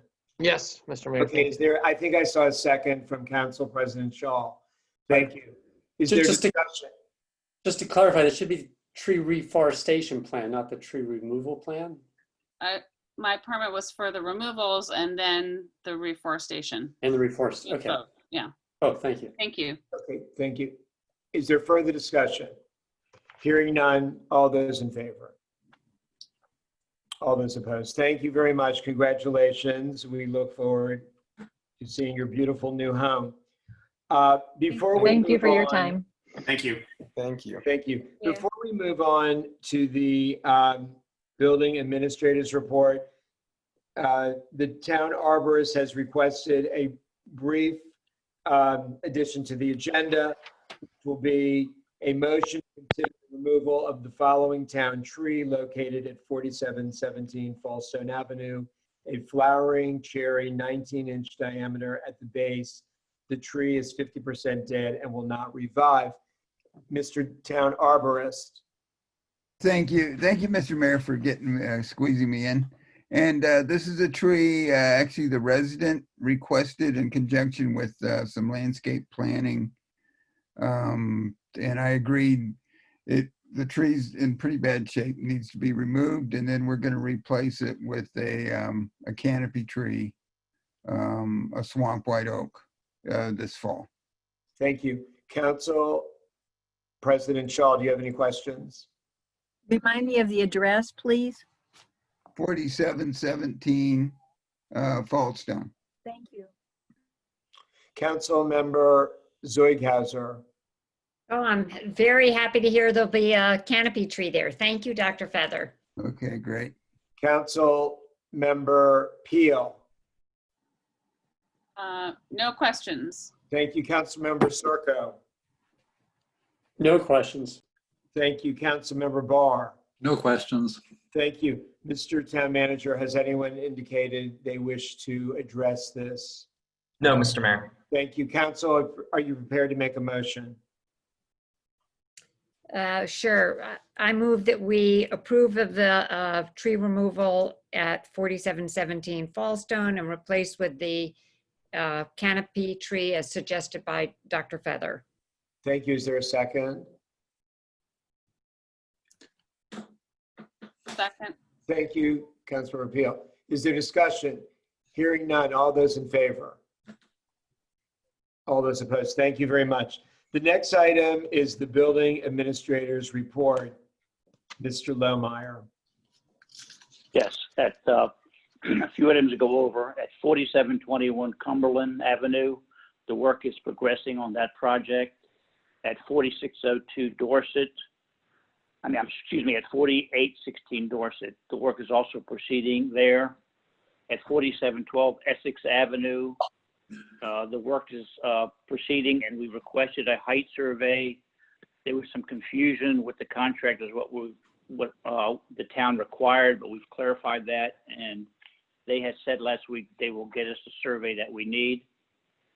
At 4917 Essex, they will be applying for a building permit extension in mid-October since their permit expires in mid-November. The work is proceeding at 4809 Grantham Avenue. At 4808 Uppingham Street, the shingles have not been installed yet, so they're not ready to give us a height survey, but everything is moving along. That permit expires in January, so I'll be contacting them in November to see what their plans are for an extension if necessary. And on the spreadsheet that you've been given, a couple corrections. At 4712 Essex, that mistakenly says a height survey has been provided. It has not. It's just a walls check survey has been provided. So that concludes my report. Thank you. Council President Shaw, do you have any questions? No. Council members Zoidhauser. Just to make a point, at 4712 Essex, that should be switched out. That's the Paramount construction. And 4809 Grantham, that's the Demarnian Day project. Those are reversed. Oh, you just corrected. Thank you. Thank you. Just correct. Do you have any other questions? No questions. Thank you. Councilmember Peel. No questions. Thank you. Councilmember Circo. No questions. Thank you. Councilmember Barr. No questions. Thank you. Thank you very much, Mr. Lohmeyer, for your participation this evening.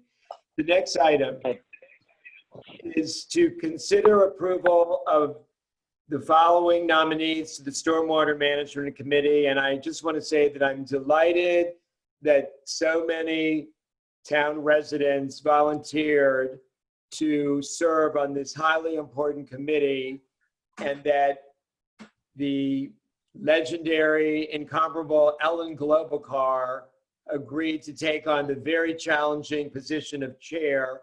And I think you've all seen her. I think you knew a lot about her, but to see it in paper, it's even more impressive.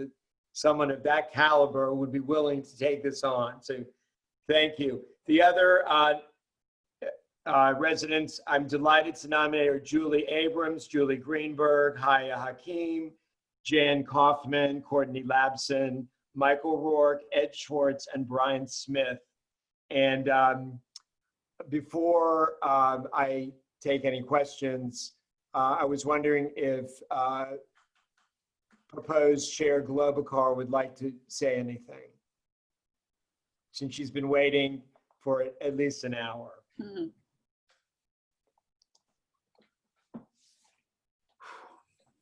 You have to unmute. Ellen, you have to unmute. It's been such a long meeting. I just wanted to say that I don't have all the answers, but I'm willing to hopefully work with, I think, a very good group of people, many of whom do have a lot more technical knowledge than I have. I do have a lot of experience in politics and government and negotiations and recommendations, and I live at the bottom of a hill. So I think I having built a new house 14 years ago or 15 years ago, however it was, I understand a lot of the sensitivity for those people who are building new homes. And now as a resident here for 16 or 17 years, I understand the other side of it too. So anyway, I don't come with any preconceived notions. I think that it's a great opportunity to really bring the whole community in and trying to find some answers and work together, because one of the things that I have discovered is every time anyone does anything, it affects somebody else. So I think the more we can get a handle on it and get the town and the community involved, hopefully we can all work together and solve what is becoming a serious issue, not only in our town, but around the county and the world. Thank you. I was wondering if Julie Greenberg or Julie Abrams or Ed Schwartz or Jan Kaufman, Brian Smith, would any of you like to say anything?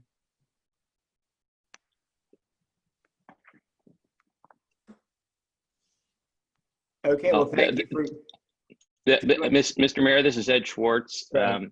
It's very difficult for me to leave a silence unanswered, so I'll just say that I'm delighted with the opportunity and look forward to working with everyone. It all seems like an august group, and happy to do what I can to contribute to the process and the outcome. Did anyone else wish to say something before? Jan? You have to unmute, Jan. Thank you. Did I unmute? Yes.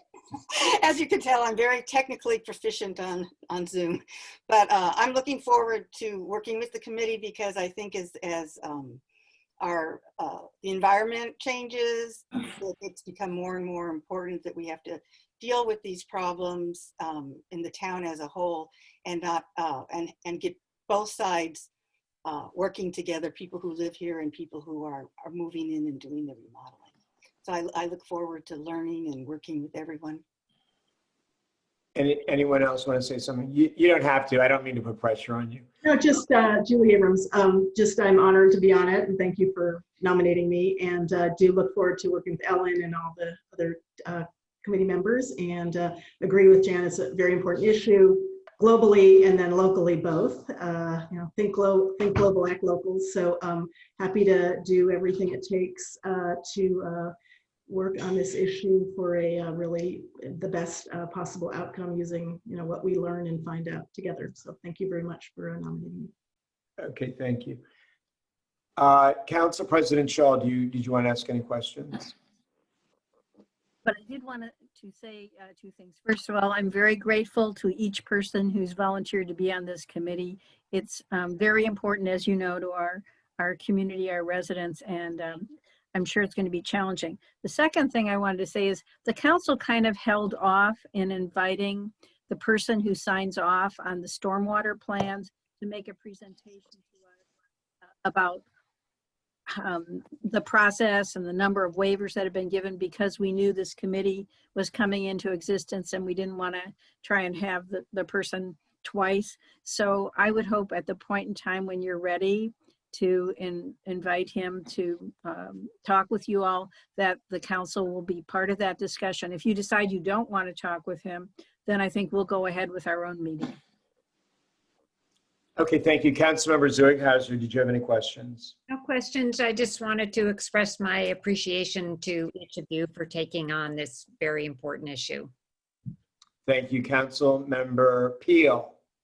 I don't have any questions. I just want to point out that Barbara Zeugenhauser saw me with my shop vac vacuuming water out of my garage a couple weeks ago. So we all, I think we're all flooded during that storm, and we all felt the pain. And so certainly whatever we can do to gather information, I think will be to everybody's benefit. Thank you, Councilmember Circo. I just wanted to, no question, I wanted to thank everyone for volunteering, and I want to, express my optimism that the town will pull together, be engaged in this topic. I think it was a great start that, that forming this committee was the unanimous decision of the town council. And I look forward to seeing how it proceeds. That's it. Thank you, Councilmember Barr. No questions either, and thank you all. This is a substantial task, and indeed, you are a capable lot, so all the best with it. Thank you. Mr. Town Manager, has any resident or guest wish to make a comment? Yes, there's one question from Jack Frink. Hello, it's a quick question. I love the people that are going to do this. I just want to see the mission statement. It was not anywhere I could find.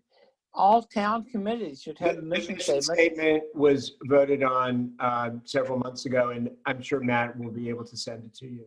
I know, but the town website should have mission statements for all the town committees available to everyone. Well, we're getting there. Thank you. Thank you. Thank you. That was the last comment? Yes. Thank you. Okay, Council, are you prepared to make a motion? Would you make the motion? What's that? I asked whether Steve might want to make the motion Oh. since he was really the driving force behind the committee. Thank you very much, Marty. Yes, I move that we approve the committee membership and the committee chair as listed by the mayor. Second. Thank you. Is there discussion? Hearing none. All those in favor? Opposed?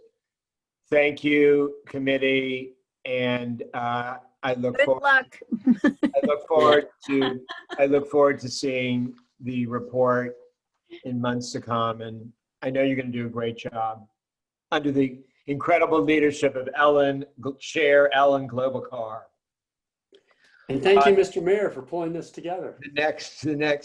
Thank you. The next item, to consider approval of the charter and the following council nominees to the Town Audit Committee: Chuck Edson, Chair; Hallie Edison; Jack Frink.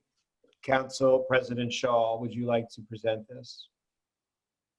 I'd like to have Robin Barr present it because he's now our lead person with this committee. Thank you, Council Member Barr. You have the floor.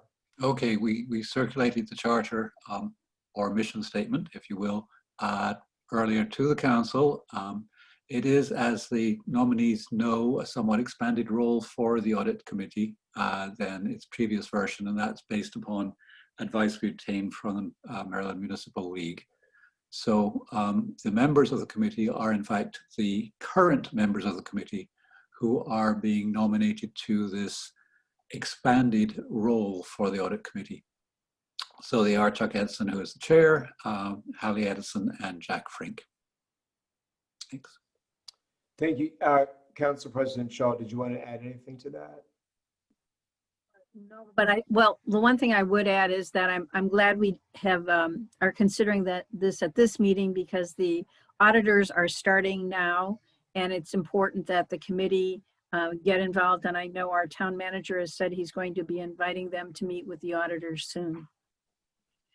Thank you. Council Member Zoe Hazard, do you have any questions? No questions. Thank you. Thank you. Councilor Peel, do you have any questions? No questions. Thank you. Councilmember Circo. No questions. Thank you. Thank you. Councilmember Barr. Oh, I'm sorry. You already presented. Did it already. Yeah. Mr. Town Manager, do we have any comments or questions? No, Mr. Mayor. Thank you. Council, you're prepared to make a motion. Robin, would you like to? I move that the nominated members be accepted for the audit committee and chair be Chuck Edson. And the approval of the charter, right? And approve the charter. And approve the charter, yes. Thank you. Is there a second? I'll second for Marty. Is there discussion? Hearing none. All those in favor? Aye. All those opposed? Thank you. The next item is to consider approval of the installation of a little free library on town property dedicated to raising community awareness about racial inequality, promoting self-reflection and introspection, and encouraging discussion.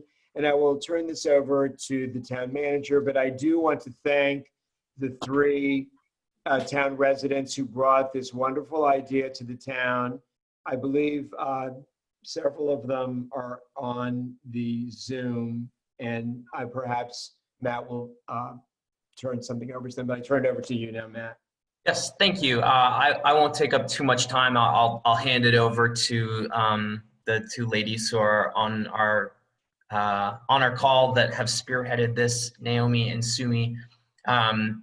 They've met with the staff and the mayor a couple of times and had identified this as an opportunity in town to raise awareness of some important issues at a time when these issues are at the forefront of a lot of discussions on our community discussion boards and just in the country and the world as a whole right now. And so one of the ways that they thought that this might be furthered is by putting in a library that is filled with literature dedicated specifically to these issues. Right before I turn it over, because I don't want to monopolize the time, and I think they could probably speak to it better than I can. I just wanted to thank them for the flexibility that they've shown throughout the process. I don't want to speak for them, but I think that they've expressed to me that the most important thing is to get something done that represents an effort to acknowledge this and to play a part in moving the conversation forward. And so they've presented a specific proposal for you, but have shown a willingness to work with the town to make sure that something gets done. So I thank you, and thanks for the council for considering this, and the mayor for his help as well in moving this forward. And with that, I'll turn it over to Naomi and Sumi if you wanted to make any comments, and then the council might have some questions. Naomi, you need to unmute. Naomi, you need to unmute, please. Trying. That's better. Can you hear me? Yes, ma'am. Yes, thank you, Matthew. So as Matthew said, we are really trying to spearhead a little library, which we think will be really important for the community to have.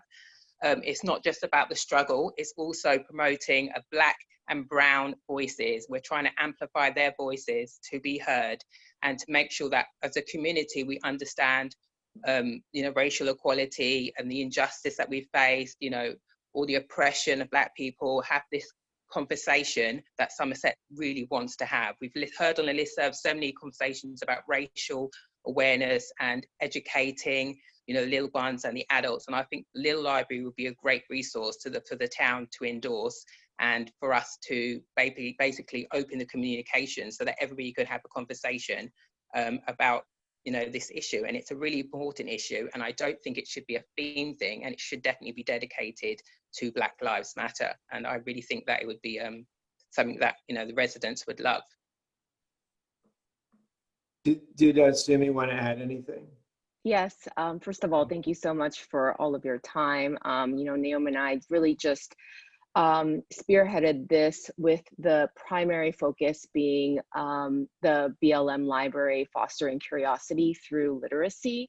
And the reason that we feel that the BLM library differs from other libraries in our community is that that it's really centered around the lives of minority individuals with specific focus with African American lives and the plights of African Americans. So just with everything else going on, and I don't think anyone can say it better than Dr. Ibram Kendi, that really listening to stories and examining our own held values is really the way of the future. And we think the best way to do that is through stories, and specifically for children and of course adults.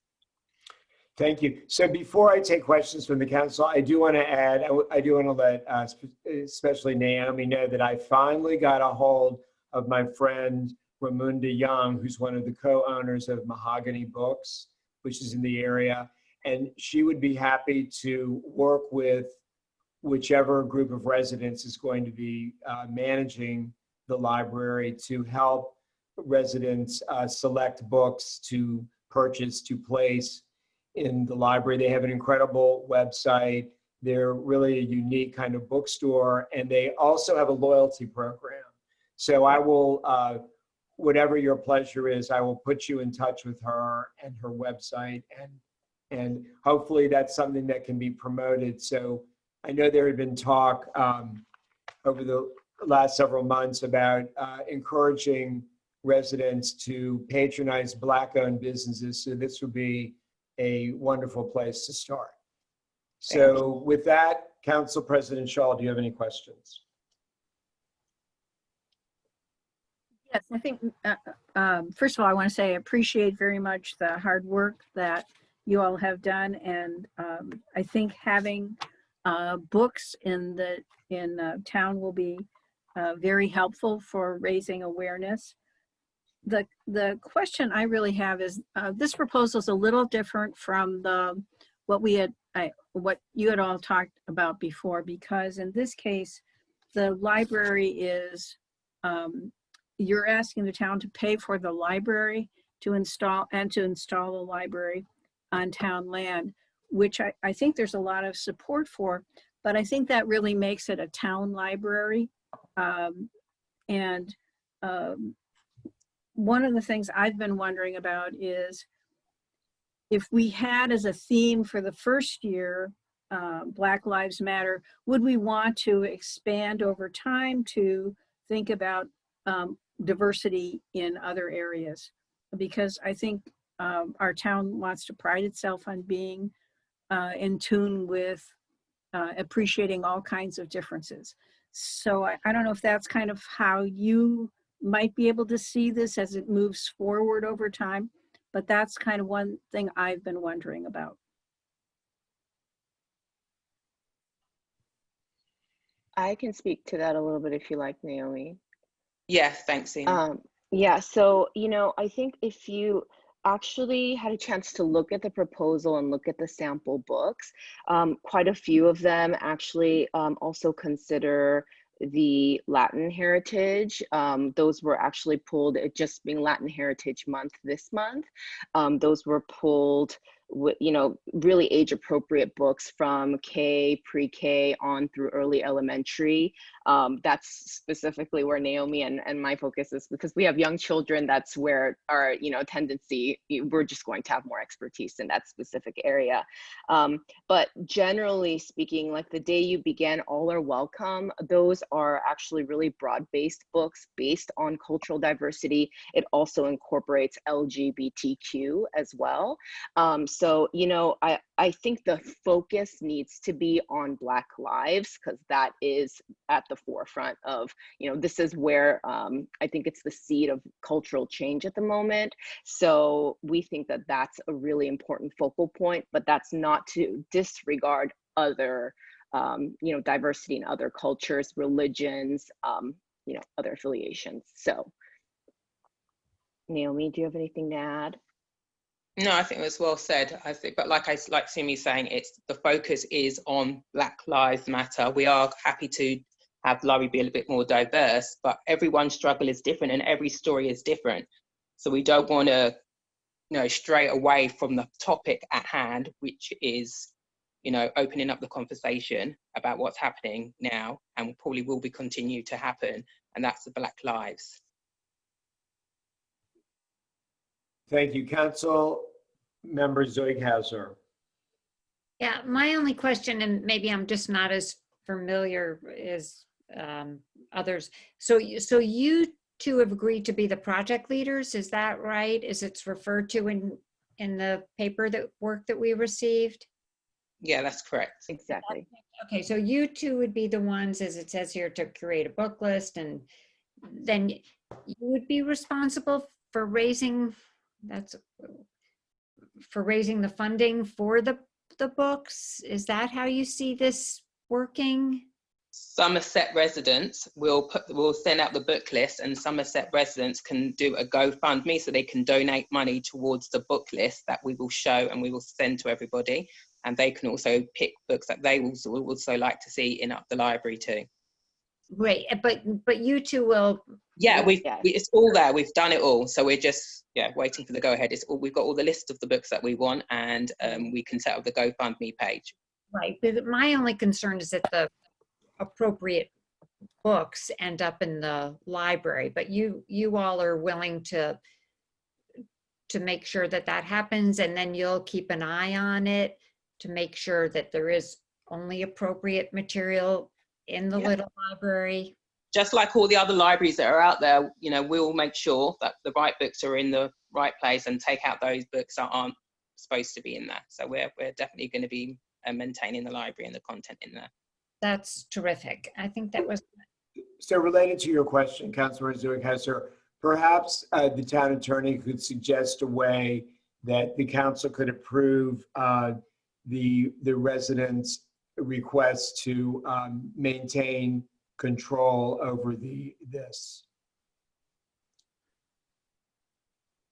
Sure. So I'm wondering how we're going to authorize whatever residents the town council wants authorized to have over these responsibilities, because Yeah. you know the way little libraries are set up under their you know charter, there's kind of like there's no rules that need no one enforces any rules about the library. So if we want to, how would we give residents some kind of authority to maintain some control over it? Sure. So I don't think the agreement needs to be too formal. It could just be done by example. If this is going to be privately operated on town property, we could just do a simple license agreement, and the license agreement could set forth the town's expectations and requirements for maintenance of the private library on public land. Wasn't that sort of what you were getting at, Councilor Zerkaiser?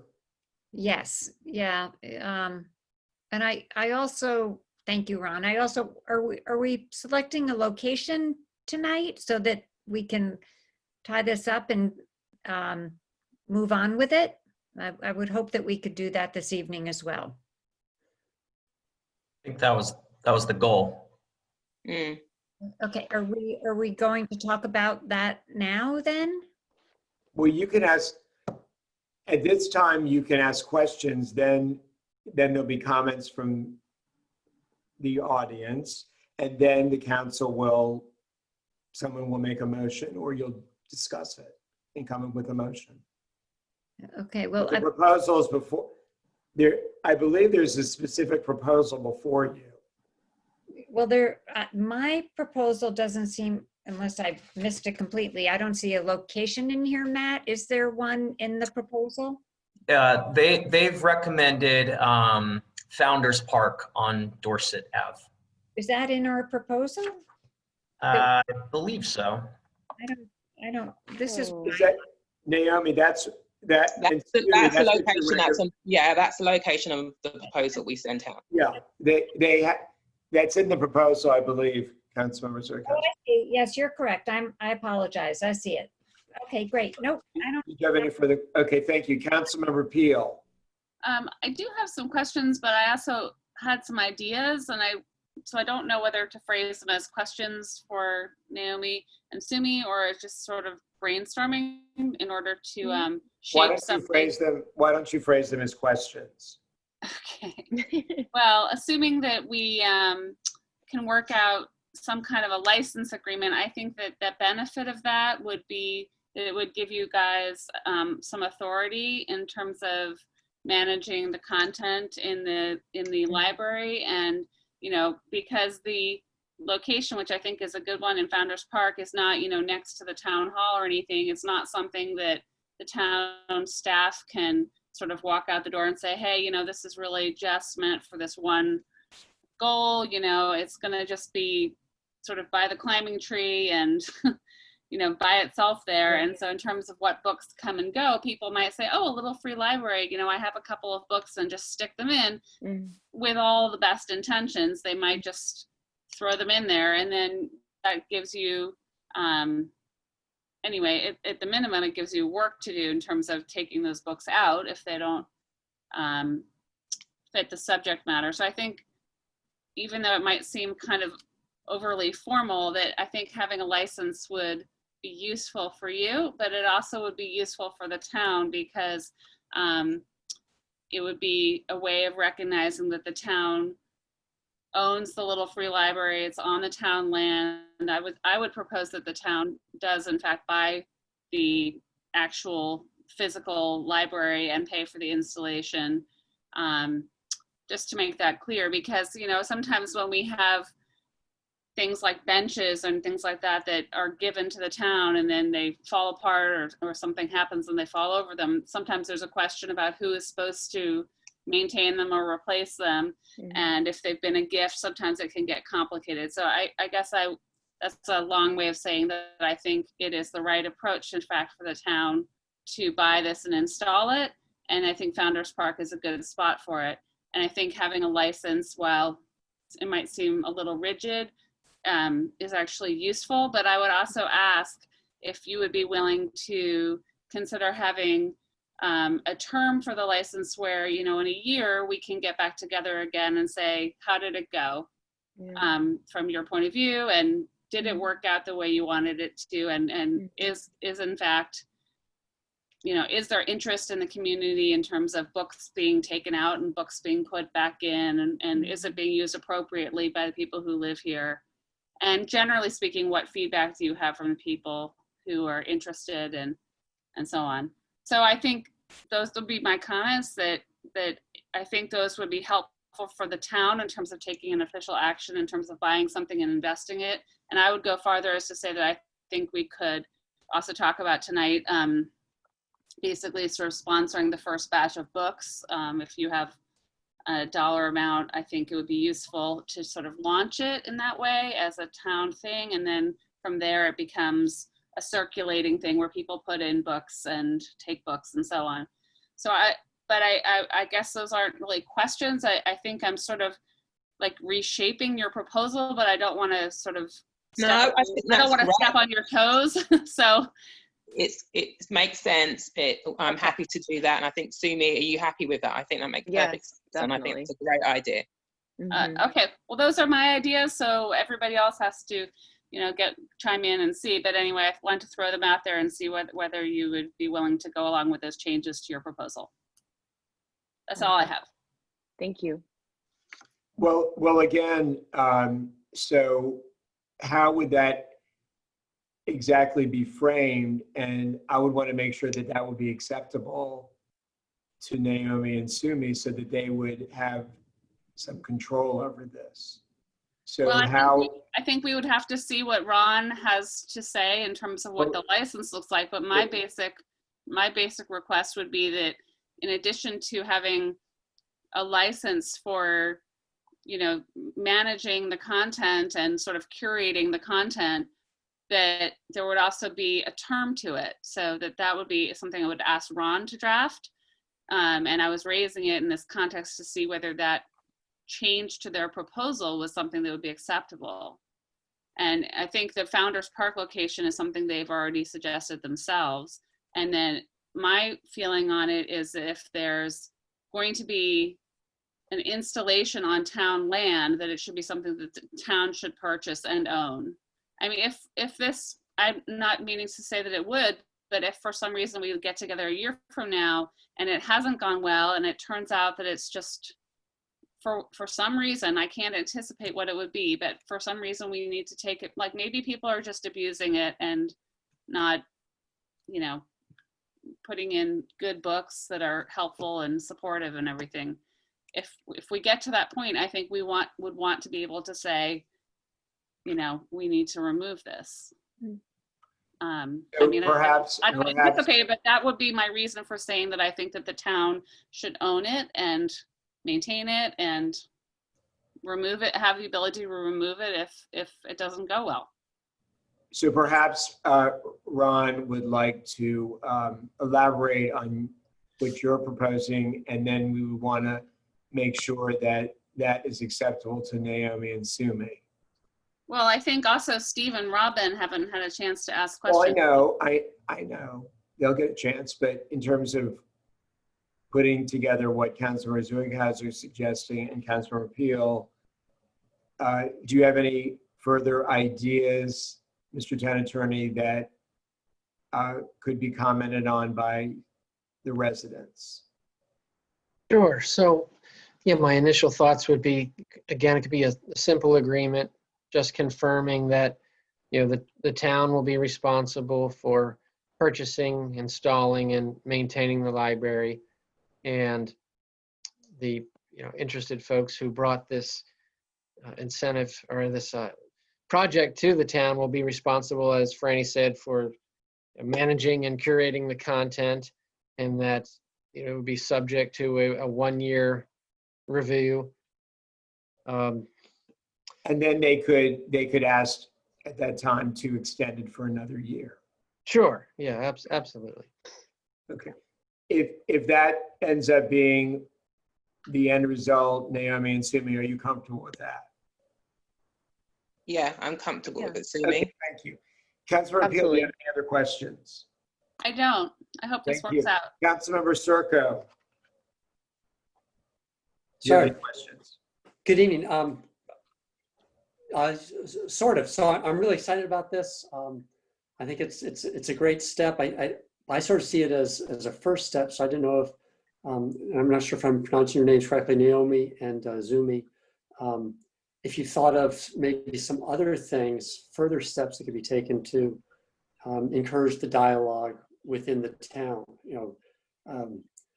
There could perhaps be a town book club where on the town listserv, the town lists that there's a certain book that folks, residents who wanted to read could all read, and then they could have a conversation on the town listserv. I'm just concerned that there are a lot of residents, and just having a library at Founders Park might not reach as many residents as we want to.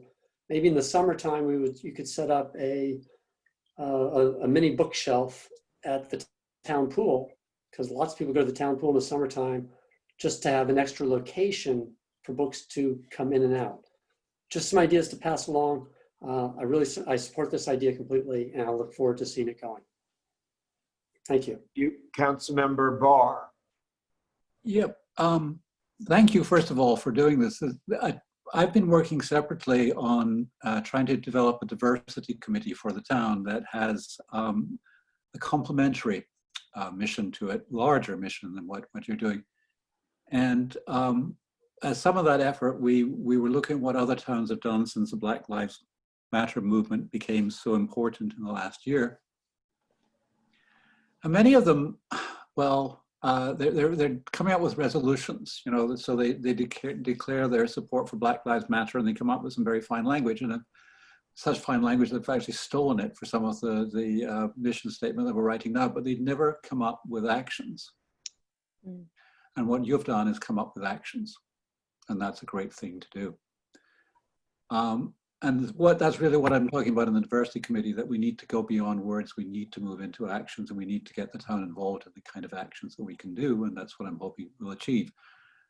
But one other thing I'd like to suggest to you is that diversity committee eventually take over the curation of the library.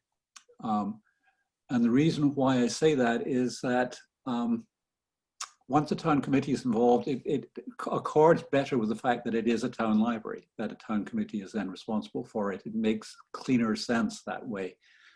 But the other thing is, you as individuals, wonderful individuals you are, hope you stay a long time in Somerset. It is possible that one of you might move out of Somerset. And when there's a town committee involved, there's responsibility in the town, and it doesn't so much depend on particular individuals when there's a committee involved. And that's why I'd like, yes, the license to start off to you, because the committee's not going to be up and running quickly. And so we need the license to you to start it, but eventually to slip it into the committee function. And of course, I hope you're willing to serve on the committee if I can get it up and running. That's all. Okay, thank you. Mr. Town Manager, are there any comments or questions? Jack, you had raised your hand. Did you want to say anything? You're muted. I want to applaud everything that's been said. I think I lowered my hand, so. Okay. Okay, thank you. Council, you prepared to make a motion? Marnie's trying to talk. Marnie has something to say. I had a question following up on what Franny had said about the town contributing to the first round of books that would be in the library. I wondered whether you all had an estimate, because you gave us a very detailed estimate of how much it would cost to put together the library, which was $725.02. You guys are great doing that. And I'm wondering whether if we rounded up and said up to $1,000 on this initiative, whether that would then cover getting the first round of books that Franny was referencing. I think definitely. Yes, it would definitely cover. Okay, thank you. Council, are you prepared to make a motion? I move that, No, I think you should go ahead, Marnie. Go. That's good. I move that the town purchase a little free library and install it at Founders Park, and that it establish a licensing agreement with Sumi and Naomi, and that an annual licensing agreement with Sumi and Naomi, and I think there was one other thing. Anybody else remember? Was there something else? Authorize up to $1,000. Oh, and authorize, that's what it was. Important. Authorize up to $1,000 to undertake these activities, which includes purchasing the first round of books for the library. Can I offer a friendly amendment to that? Hold on. Is there a second to that? I'll second that, but I have let Franny go first. I have a friendly amendment too. But I just meant, just to be clear, I mean, although I think we all understand it, but the up to $1,000, that the money includes money to be spent by the town on purchasing and installing the Little Free Library, and the balance of it to be available for Naomi and Sumi to buy books. So that was my intent. I'm sorry if I wasn't clear. you're just clarifying the motion. I don't think it needs an amendment. Okay. Councilmember Zuikhauser, did you wish to make an amendment? Right. I just want to be sure that also that the town is agreeing to maintain, I'm not talking about the purchasing of the books, but as with the benches and all, that the town will maintain the external library. Mr. Town Attorney, wouldn't that be implied? Yes, yeah, and it'll be stated as such in the agreement. And I'm assuming as well that this is something that the maintenance folks will be able to assemble and install. Doesn't require professional installation, correct? I think that's right. So Council Member Zuikhauser's issue doesn't need to be addressed in an amendment, is that right? That's right. Thank you. Is there further discussion on the motion? Hearing none, all those in favor? Thank you very much to Naomi and Sumi, and we look forward, I will be one of your volunteers. The next item is to consider issuing Halloween procedures and guidance consistent with CDC and Montgomery County health recommendations. So before I turn this over to the town manager to make a presentation, I do want to thank town resident Aviva Rosenthal and a huge band of residents who put together two wonderful proposals that I'm hoping that the town will, one of them involves an actual town event that needs town approval. The other involves town blessing so that the town communication apparatus can publicize the efforts of the residents to make Halloween as wonderful as possible for our children. And with that, I will turn it over to council, the town manager, Mr. Trollinger. Thank you. Again, I'll try to be brief and hand it over to Aviva if she has anything to add. Aviva, and I think there are maybe two or three, four, maybe five total town residents who had reached out to the mayor and myself,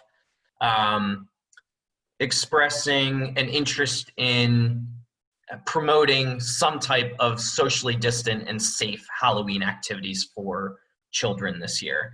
And when we had first started having these discussions, we were anticipating maybe where Montgomery County and CDC would land on that. And as we've gotten closer to this date, more information has been released, more guidelines, which has been great. And even better is that it really aligns with, I think, what the group was trying to do. So the long and short of it is that the town would not close Cumberland to foot traffic and encourage house-to-house trick-or-treating this year. And instead, a group of resident volunteers would do a car parade of sorts, similar to 4th of July parades where they throw out candy to kids that might be at their home dressed up, and a decoration contest townwide for all residents to participate in and dress up their homes to make them spooky or fun or otherwise Halloween themed. So Aviva, if you want to expound on that, I will give the floor to you.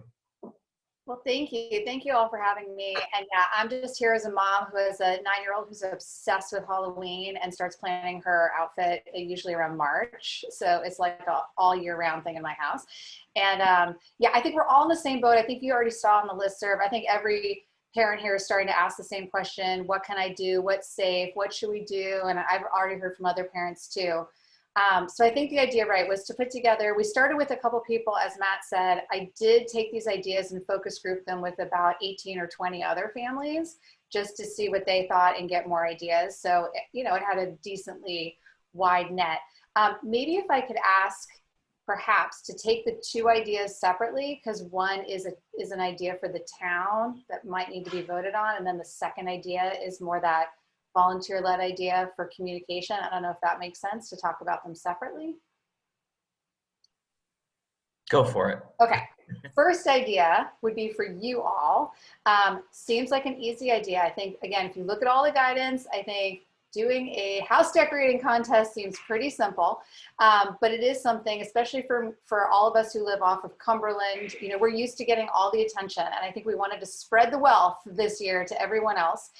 So I think it makes sense for the town to host a house decorating contest, and that would be something that you guys would actually do and run. And so I would take myself out of it, but suggest that that's a great idea, and that people can volunteer to the town if they want their house to be looked at. And the only really question for you is just, you know, do we put out a list of houses and then neighbors can, you know, people can walk by and leave their kids to actually look at and do their own vote? Or do we have a group of 5 judges? Do we do a little bit of both so the judges ultimately pick? Or do we, you know, that's my only question back to you is, it might be fun to actually send out the addresses to the town so people can actually encourage their kids to walk around, you know, as part of the whole deal a week leading up to it. And then just issue like a prize, you know, who's first, second, or third, or you could come up with something more creative, like scariest or funniest, you know, give it some themes.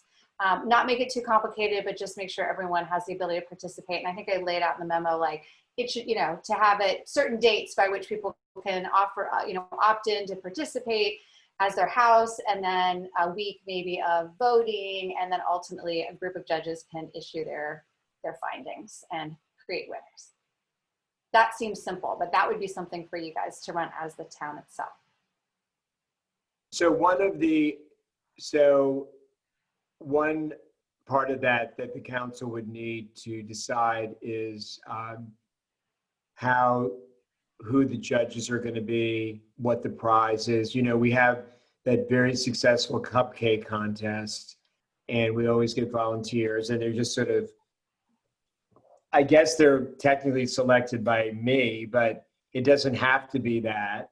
The judges could be the council, which might be fun, and then I should mention who the leaders of this are, just so the council knows. Paige Woodley, Debbie Berger, Carrie Gu, and wasn't Ann Bolton there? I don't think she was there that night, just me as well. But she's involved, and there's and Aviva, I mean, you did an outreach to at least 30 families, right? A lot of people on that. Yeah, a lot of people. So there's been a lot of input into this. There's a lot of support. I really thank Aviva for all the incredible amount of work she did on this. And So the way I see it is, one is a town event that the council should approve all the particulars, and the other is sort of blessing what the residents want for their children, and at the same time we want to publicize all of the directives from the state and the county on trick-or-treating in the same, whatever you're calling it now. But as I'm sure the town attorney will weigh in, we can't ban people. We have no way of banning somebody who decides to give out candy and encourage people to come to their house. I don't think that's going to be something that's regulated. Is that right, Mr. Town Attorney? But I think that, That's right, Mr. Mayor. I think that if we communicate the way our town wants to celebrate this year, that there will be peer pressure and neighbors will all want to comply with what the town council approves promoting. And I don't think, one of the concerns of the group was that we didn't want to appear elitist and restrictive. This does not prevent children in our town from inviting their friends, right, Aviva, to come to their house. If they feel, families can make their own decisions. They can invite friends from outside the town to participate in this town blessed activity. So let me go into that just to explain a little bit more of what that activity is. And it does, as Matt said, as the CDC has put out guidance and Montgomery County has put out guidance, it aligns with it. And so I think we went into this with a couple different thoughts. And I will admit that people that we kind of polled are all over the map. So there are, really conservative and then a little bit more pushing the needle and everything in between. So I think we took into account, we kind of erred on the conservative side, just so that was sort of the marker. And I think that we did feel strongly that there is a responsibility from the town and people are wanting to hear it. What's the recommendation, right? People can do whatever they want, but give people a sense to rally around a particular idea, and then what they choose to do in their own comfort level in the evening is truly up to individuals. And I know people are going to have a range of thoughts in the evening, but I think it would make people feel a lot more comfortable if the town reiterated the guidance that's already out there from Montgomery County, not to trick or treat and knock on doors, and just that we're not going to promote that. And I think that's really a smart idea.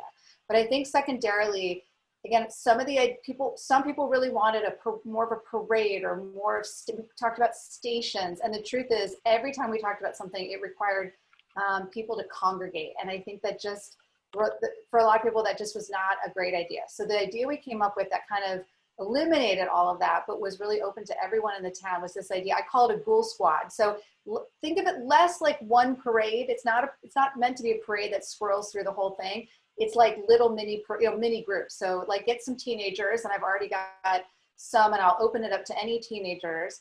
Like maybe think of 2 cars or 3 cars, and they might decorate the cars, and the teenagers would be in outfits, and they each get a little route. And so it all happened pretty quickly. This wouldn't be a very elongated thing. But if we set it to everyone, just like we did with the banging of of our houses at 5 p.m., because it's still light out then, everyone should come out of their houses with families. And as Mayor said, if they have friends, if they have neighbors, that's fine. There's no problem with that. But everyone should come out onto the street and be able to see each other and see each other's costumes and get that kind of excitement going. And the teen little squad would come down the street, with like scary music, and they would be, maybe, one is a driver, but the other ones are kind of hanging out, yelling at the kids in a positive way, like talking about their costumes and like giving them a high five.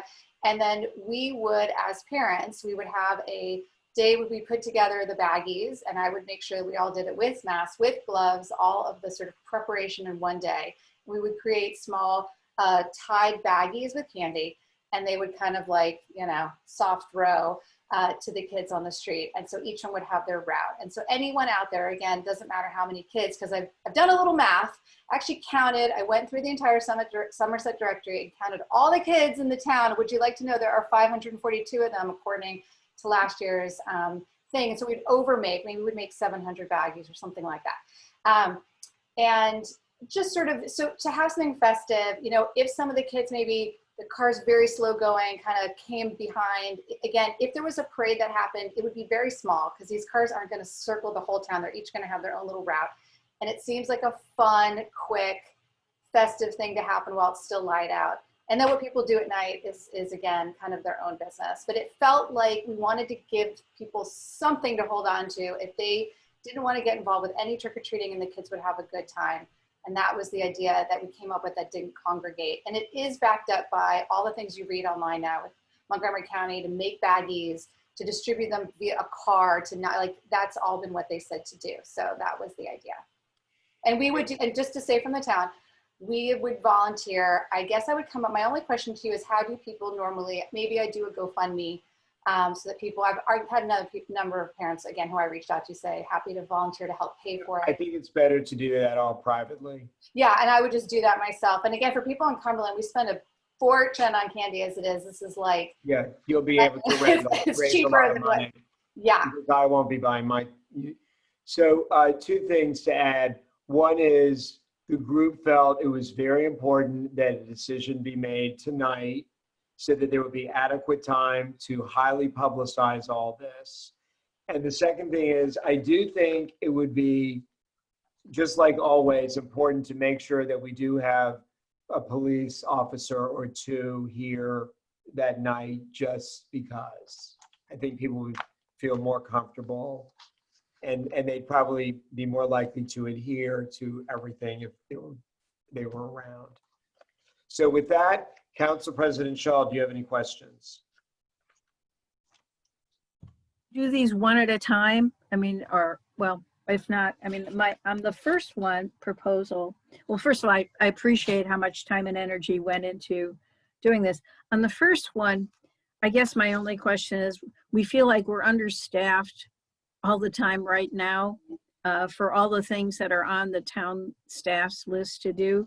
And I don't know how much time this first proposal would take for the staff and what things won't get done. Well, I'll let Matt comment on that. Putting them on the spot. Well, maybe think about it and I'll ask my second question, which is on the other proposal. In the drive-by, the Ghoul Squad, is there going to be just one person in each car? No, I'm thinking there'd be like, I guess with COVID, with all the windows would be rolled down and that maybe there'd be one driver and one in the back seat. So that there's distance. But so one is focused on driving and one, I guess it depends on the car, or two max would be focused on throwing out of each side. But you bring up a good point in terms of COVID that it really can't be more than one driver and one person in the back seat. I'm not even sure you can do one driver and one person because I don't think there's 6 feet between a driver and the back seat of a lot of cars. So that I think is. Well, that's a good question. I mean, doing it. typically, I mean, I will, again, this is a good question. With teenagers, for anyone who has them, which I do also have a teenager, normally the rule is one driver, one in the back seat, all the windows down. And that has been what they've normally done. But again, that's not going to be a town event and that will be up to the individual to follow. Right, but if we're promoting it, we're being asked to. Well, I'm sure the group will make sure that it says in the promotional materials, they should follow all the guidelines. I don't think that meets the guidelines, just on the face of it. Well, you can put in your motion that whatever is promoted has to follow the guidelines. I would say, it's a good point. I would say that I wouldn't also think it's safe for someone to drive and throw. You know, I feel like one person is focused on that. I do agree with you that if you look at multiple cars, one person could be focused on the right side, the next car behind, that person's focused on the left so that there's not more than that. But that is how kids, I mean, the kids have been driving as one and one. That's how Uber is working right now, Marty. Hold on. I'm just letting her know that. Hold on, council member. You'll get your. Those are my only questions. And Matt, you wanted to answer the first one? Well, I guess it's not entirely clear to me what the town's role in it is, other than promoting it. So it's hard for me to answer 100%. I mean, to me, it seems like there's an opportunity for a lot of resident volunteers, whether it's the council or a random group of residents. What I don't see what the only people involved are the people that are going to be judging it. Isn't that right, Aviva? I guess, yes. The only thing I can think of is, I do think that when you announce it, I think people have to elect to be in the contest. So in essence, they would email you, Matt, and say, I want my address in the contest. So I think the work would just be to present back a list and say, these are the houses in the contest, because I think that's the only thing we would need to establish. And then the judges could take over from there. I think the judges, I think that we could write what the responsibilities of the judges are. They could be the ones that are contacted. I don't think the staff impact is going to be anything more than the communication of the event. Do you have any other questions? Thank you. Council Member Zoighauser. Yeah, I actually think that this could end up being a substantial amount of time from the office. And I wonder if it might just be easier for Aviva or one of her volunteers to just write up exactly what you want and just give it to Matt and say, post this today. And then as, you know, if any questions that come in, they go directly to you. Because I don't think we want the town office spending the rest of October working on a Halloween celebration. I think it's a great idea and I think we should move forward with it, but I think the workhorse should be the volunteers, so that you would tell Matt, you would just give him the words and he would post it in the communication. And then when the lists start coming in, when people started responding, that you and someone in your office, one of your volunteers rather, would make up a list. And then you all would put together the list that then would be circulated to the town. I just don't think we have the staff. It will turn out to be a big project, quite frankly, especially if a lot of homes ask to participate. And then you have these different categories, you know, so I just think Matt should be the one to just post it on the town communication system, but you all do everything else. Yeah, I would. So my only response to that is I wouldn't make it me just because I feel like I don't want to do both, but I've got enough people who said they wanted to volunteer. So I would recommend a sort of hybrid, which is I'll go back and we'll find a volunteer to kind of run it and, to go out and find volunteers to be the judges and to do the writing. And I guess if we could just ask if Matt could just be, the town, support with it so that they know to give it to Matt and that it'll be posted. Well, once it's approved, then we'll see who the volunteer judges are, but the council is going to need to decide how the judges are going to be selected.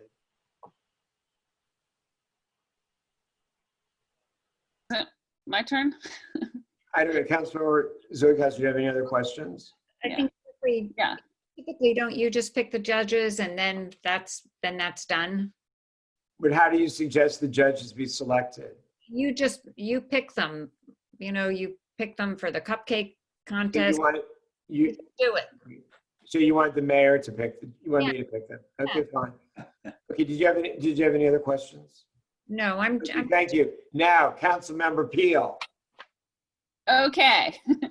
I just wanted to reassure Marnie that Uber is I know that you wouldn't take it, but Uber is operating with windows open and people wearing masks. So that, in fact, if I give my daughter and a friend of hers a ride somewhere, everybody in the car wears a mask and we open the windows, but we go ahead and give them rides. So that, I don't know whether that goes with the CDC guidelines, but that seems to be something that people have sort of adopted as a solution. So I guess I'll just because of how late it is, I'll just be quick and frank. I think that the mini parade thing is a great idea. I think it's impressive, and if my teenager can get her license by then, maybe I'll ride around in the car with her. And then I think the house decorating contest should be completely run by your volunteers and not be put on the town staff. I think they're too busy. That's all.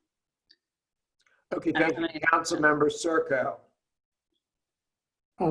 So again, thank you for all the volunteer activity on this. It's a nice event for the town and everyone in it. I have one concern about the Ghoul cars and just having teenagers be the drivers in situations where we're expecting to have lots of little kids running around potentially. Fair point. And I'm concerned that the young teenage drivers might be easily distracted. And I think we can solve that by, just because I know, again, by having gathered up the people, I think we can have a parent probably do the driving. And probably, can I just follow on with Steve? So you have to make sure that the teenagers have permission to drive people in their car. You know about that, right? There's a period of time where they can't. Yes, that's right. So that would be important to, go ahead, Steve, sorry. But I think I agree with you. That's the good news is with little clumps, I think the parents will be, I mean, again, I've talked to enough parents with teenagers that I think that'll be not a problem. And right. So, and I'm comfortable with, a parent driving and a teenager in the back seat, or if it's all family, 2 teenagers in the back seat.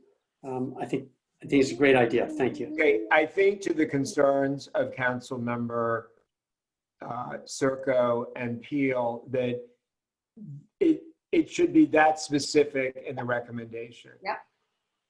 Because we're not going to be able to regulate it, and so, adequately or police it. So everything should be very detailed in what you are recommending, so that there will be peer pressure. Right. Okay. Thank you. Councilmember Barr, do you have any questions? First of all, thank you for doing all this organizing. And I've got one public health suggestion and one idea. Public health suggestion is, and it is a suggestion only, you might want to think about COVID testing for drivers and passengers before the event so that you're more reassured that everything is going to be safe.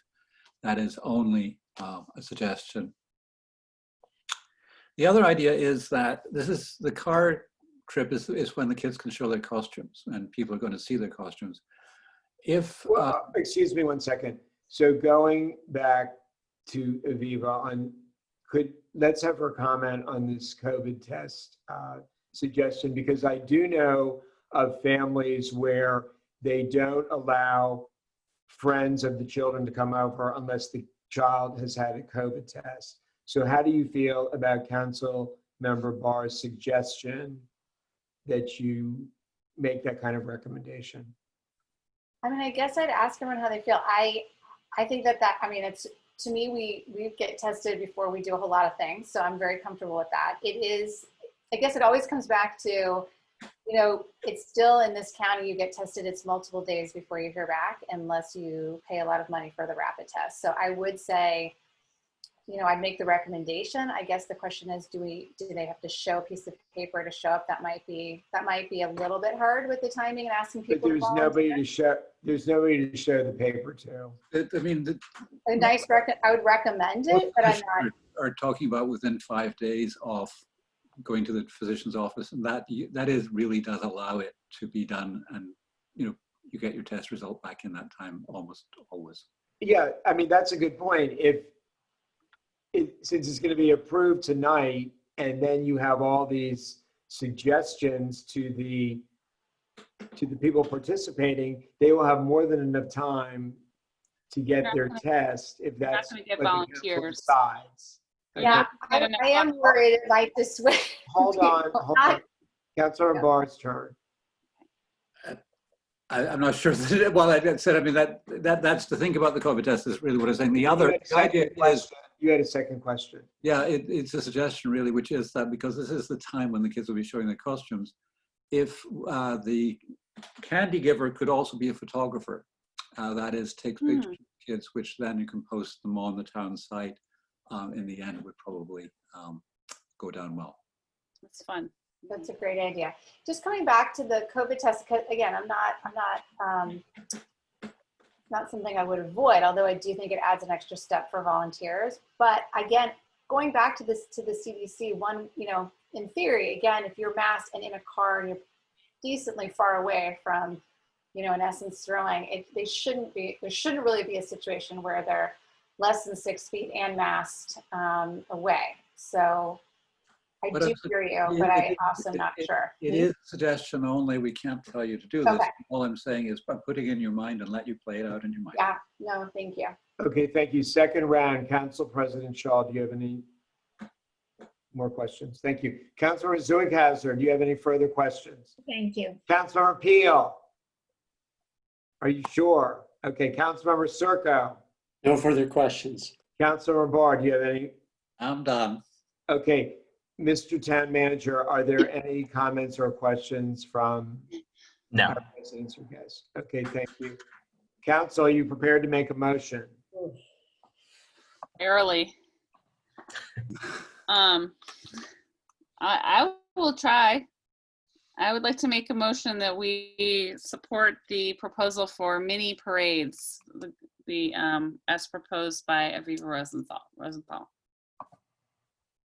Or you want to take it separately? Yeah, I want to take Okay. it separately. Thank you. I guess I could add that with, and requiring, with the condition that she, I don't know, screen the volunteer drivers for, you know, compliance with driving requirements for their Well, age group. But wait a minute. What about the second one? And wearing masks and keeping their windows open. But That's it's my not an, okay, Mr. Town Attorney, how can you make that work? Because the council isn't going to require Aviva to do this. Well, I mean, she's Yeah, here I think the group. question is it going to be, you know, a town event or a private event? And if it's, you know, going to be a private event, then the town wouldn't necessarily be imposing conditions on it, perhaps just, you know, recommendations and support in the announcement. I would hope that both of these events are private events that are run by volunteers, and all the town is doing is giving the rubber stamp for the town volunteers to host the parade as well as to host a contest. That would be my preference. Oh, Well, that would- I could withdraw my motion. Okay, so if you don't want it to be, the whole idea tonight is whether you want to make it an official town event or not. If not, what are you blessing that can be communicated through the town communication apparatus? The town will hire 2 police officers for the, Please make a motion. right, I move that the town hire 2 police officers for the evening of Halloween for the time suggested by the volunteer committee. Well, can you put the time? 5 o'clock, so you'd want the officers here from, Aviva, how long do you expect the parade to take? Oh, I mean, hopefully we'll, you know, call it an hour, call it from 5 to 6, and hopefully it'll all be over. Okay, we have police officers on staff from 5 to 6 o'clock. Okay, do you want to make a so council, Mr. Town Attorney, how would the council make a motion to permit the town staff to promote these activities? No, and the town staff will generate communications. Well, that's what I'm asking him. How can you make your motion to give That's it. that authority? All they will do is they will communicate at the request of the volunteers, they will send out communications for both of these activities over our town communication system. That's. So is that acceptable, Mr. Town Attorney? Yes. Okay, is there a second? Well, does that motion include the police officers as well? Or are we going back to that one? No, her motion was the police officers, and I believe she can, I'll let her answer. Correct. Okay, yep. Okay, that's legally and technically sufficient. Okay. And I think Council President Shaw seconded it. Is there discussion? I don't think, hearing none. All those in favor? Aye. All those opposed? Okay, wonderful. So basically, Aviva, you got a lot of great suggestions from the council in terms of the what you're going to give as recommendations to everybody through our staff, through our apparatus. And then, because of course, the town will be promoting the guidelines from the state and the county. So this is very good because now we can move forward with the publicity so that everybody will have adequate time to prepare for an exciting Halloween for everyone.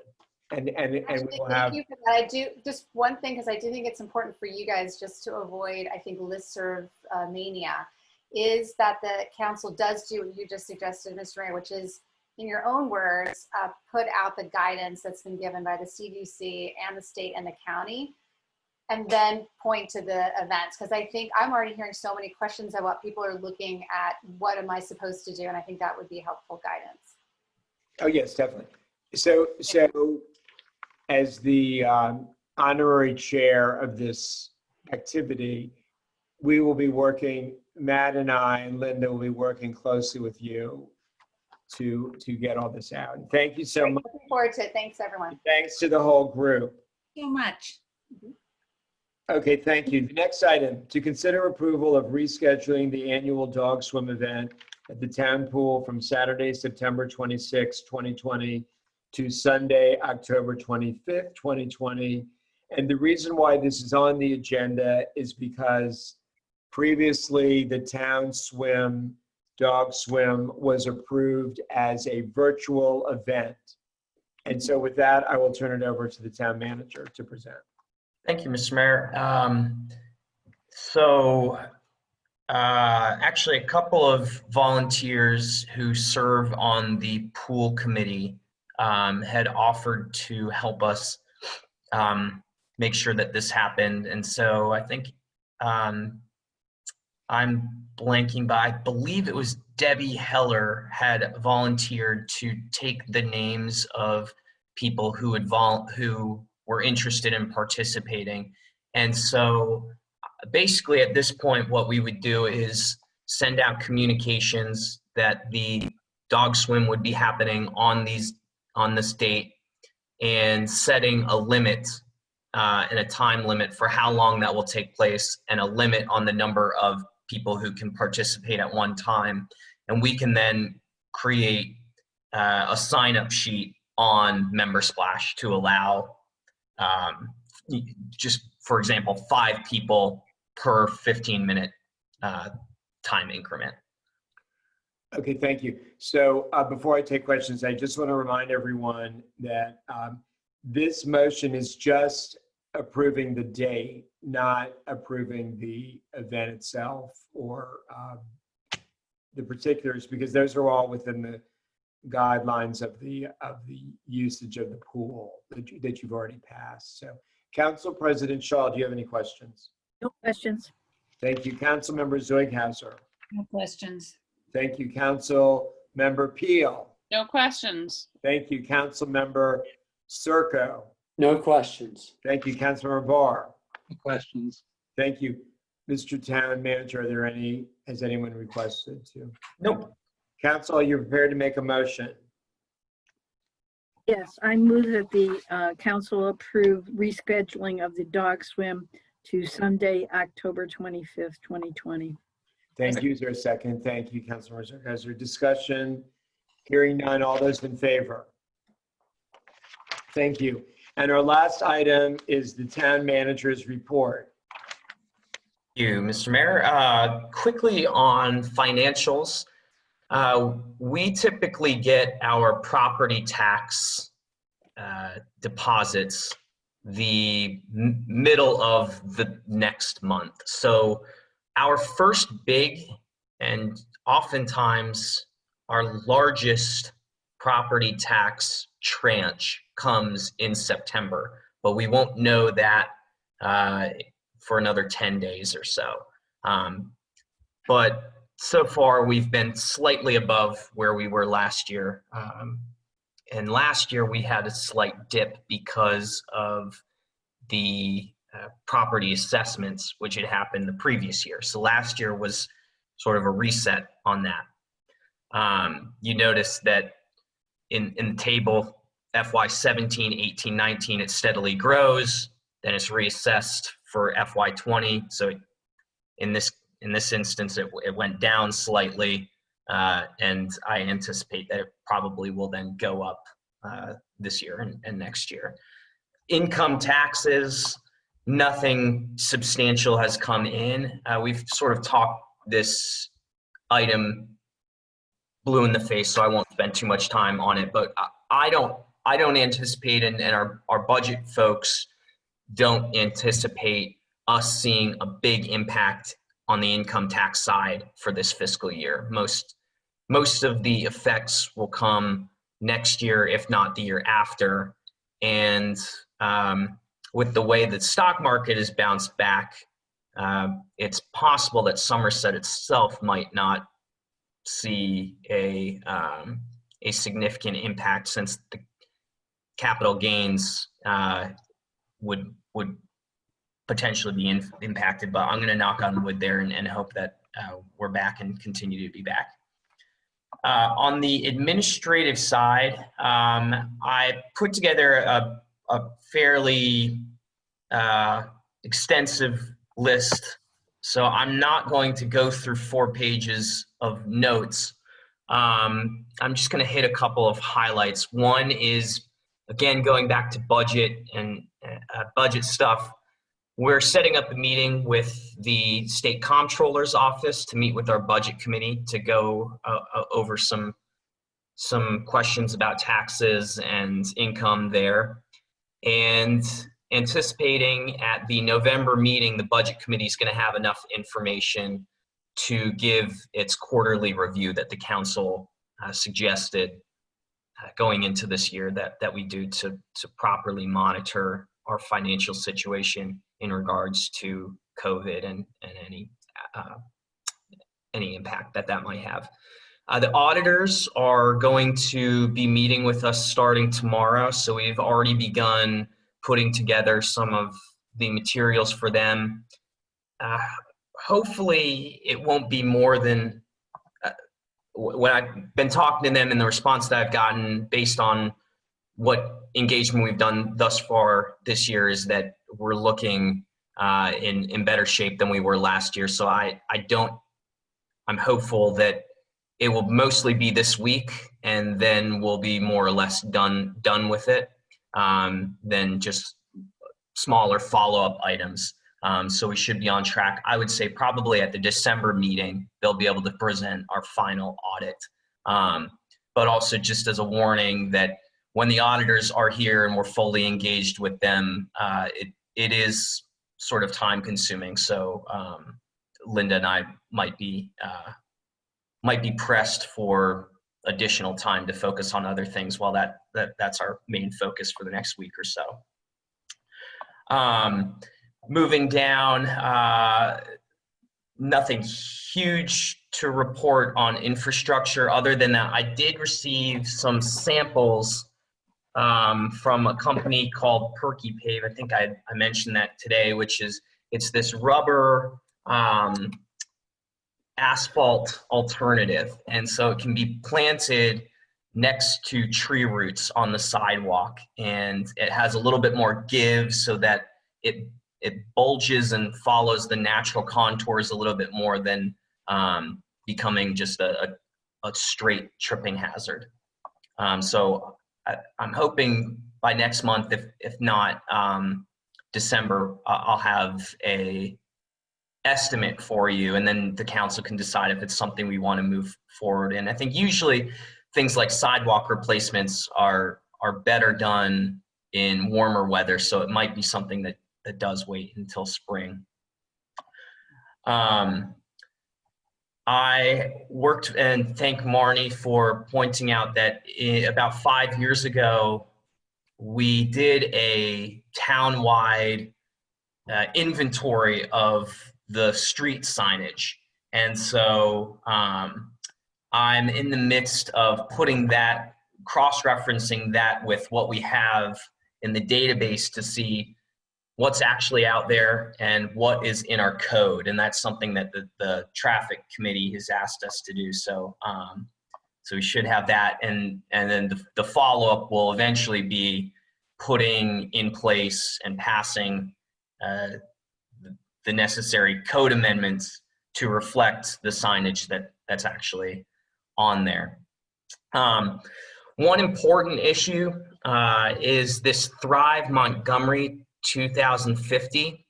So this is essentially the name of the general plan that the county council is going to consider. And so it's everything from transit and highway to purple lines to historical preservation, the bicycle lanes, land use, housing, et cetera, et cetera.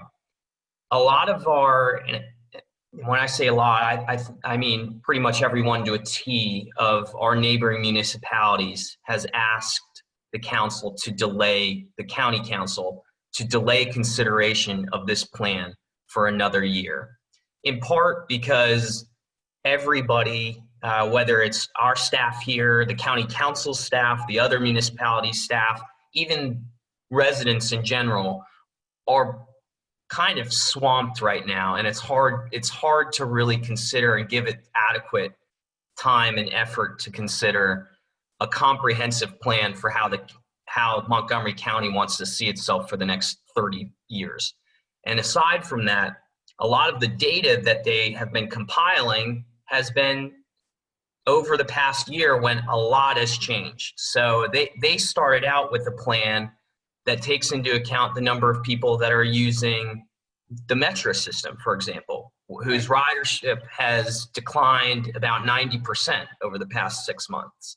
And so I think it's something that's on the work session agenda. Is that right, Marnie? Or is it?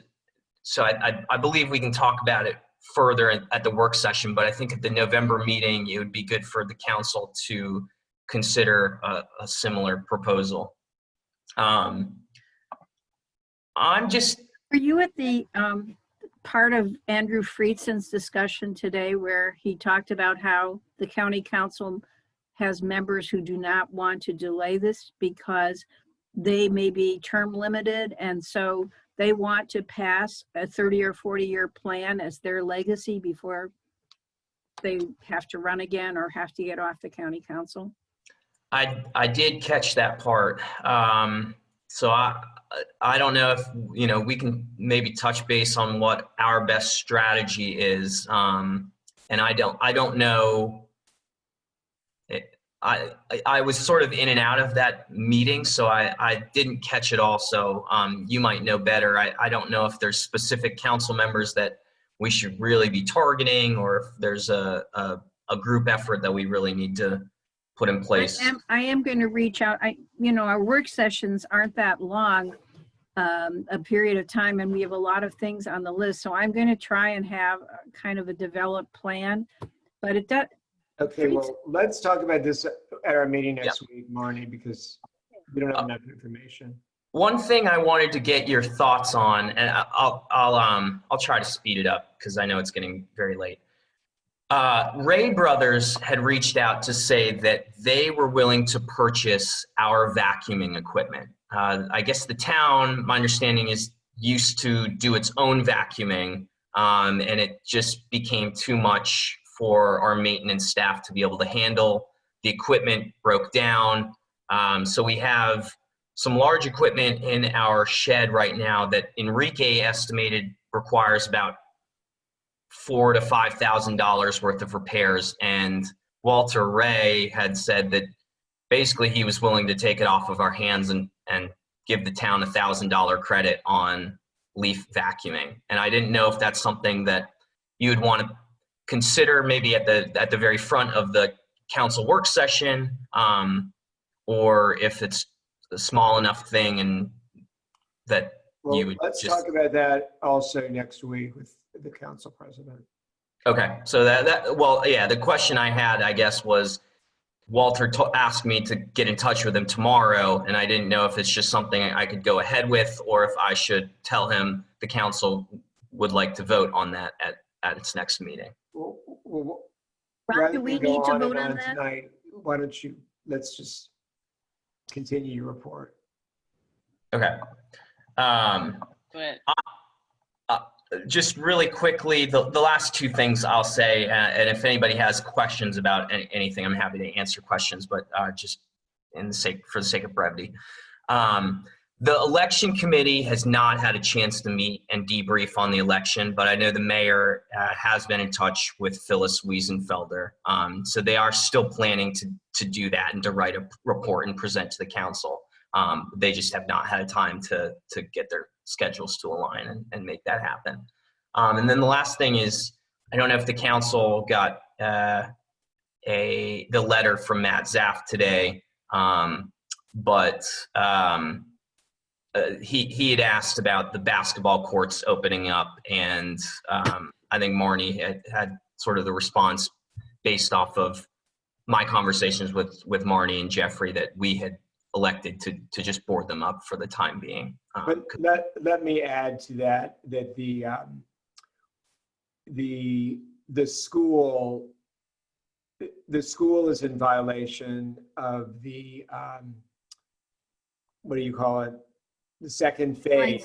Yeah.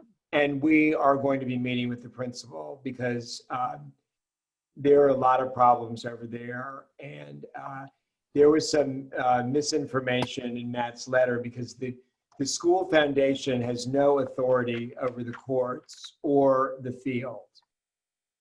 And the principal has, I'm displeased with the principal's role in all this. So we will be meeting with her, and we will clarify that and report back to you as soon as possible. There's a lot more on my actual report, but I'm just going to end my oral report there if anybody has any questions. Okay, Council President Shaw, do you have any questions? Actually, I have quite a few questions, and I know that won't make you happy, but I feel like Matt's put a lot of energy into his reports, and this is an important central function for the town. So I'm just going to get started, and if you guys can start booing if you're getting Okay, go ahead. So Ron, do we need to vote on whether or not the $1,000, whether we sell that or get a credit from Ray Brothers for that equipment? Do we have to do that? Yes, that would require a motion. We have to put it on a council agenda. So the work session is. It does not need to be on the agenda. Can you just do it now, Marnie? You can, Yeah. yes. Yeah, we could. What a good idea. I don't think. Ron said we could. Didn't you, Ron?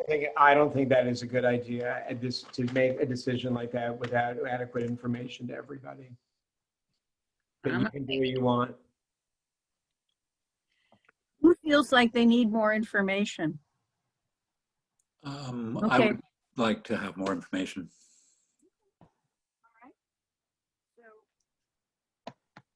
I think our work session is the 19th. Can you tell Walter that we will make a decision by then? Sure. Yeah, I'll invite him to come to the front of the work session, and He was here before. he was just being a fly on the wall tonight, though. All right. A second question is, how serious are you about sticking with American Pools as opposed to going out for bid? And what's your time frame on making a decision? Well, I guess I wanted to gauge the council's thoughts on that. If you had any thoughts on the service that they provided this year. I know it was a very challenging year in general. And if we wanted to just go ahead and accept next year's option year, if not, then it's something that I'd have to get working on, because I believe they sort of let us know that we were probably later than they had hoped for last year when we did it at the I suggest we front talk half of- about this in our meeting next week, Marnie. Meeting? I suggest that we talk about this at our meeting next week. Well, maybe other people on the council are interested in this question. I don't know. Mentioned that the dog waste donation is actually not at Founders Park. It's at the pool.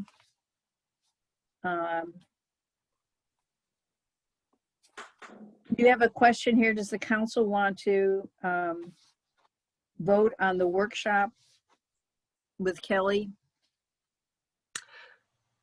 Yeah, I emailed her today about that, just anticipating the meeting going longer. So I told her that we would go ahead with staff training, and we would get together and then send something to the council. Because November would even align better with the tree planting. So there's no need to rush something through right now. I think some people on the council would be interested in that. And then Yeah.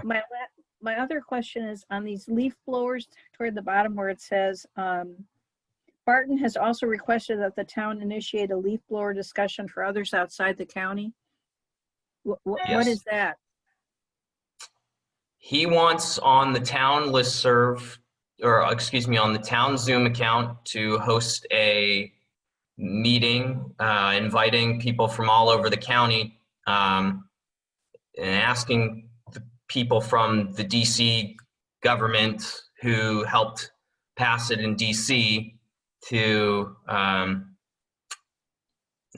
espouse the virtues of these regulations and encourage other municipalities to follow Somerset's lead and DC's lead. I thought that's what he was doing on October 14th. Yes, it is. Okay, so he's already done that. I wasn't sure whether that was something different. I couldn't really tell from the write-up. No, that's. It's the October 14th event. I had a few Remember we questions. had. Remember we had the discussion of that at our meeting last week, Marnie. Yeah, I know. No, I understand what that event. I just wasn't sure whether this was something different. The only other thing, I think I can ask my other questions on the budget separately, but I want to not forget something Franny reminds us about, which is we need to get started thinking about the bridge. Winter is coming. True. Okay, is that your last question? I 'Cause will we make can it talk my about last that- question. We can talk about that next week too. Thank you. Councilmember Zoikhauser, do you have any questions? I just want to thank Matt for this incredibly detailed report. I found it really helpful, and yeah, it was just super helpful, and I really actually liked reading it. So I appreciate the effort on putting it together.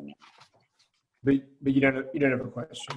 Okay, thank you. Councilmember Peel. Yes, I have one question for Matt, believe it or not, on this report, which is when you mentioned the storm drain system and talking to Councilor Friedson, and I wondered if you said, can we repair, well, you were going to assess the functionality, and I guess when you do talk to him, can you ask whether or not we're allowed to make any repairs ourselves?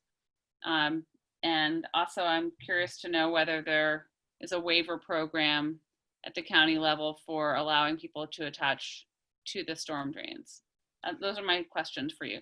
And the only other, you don't have to answer it tonight. I just wanted to pass By it the way, along. Councilor Peel, those are excellent questions, which is part of what the Stormwater Management Study Committee is going to do.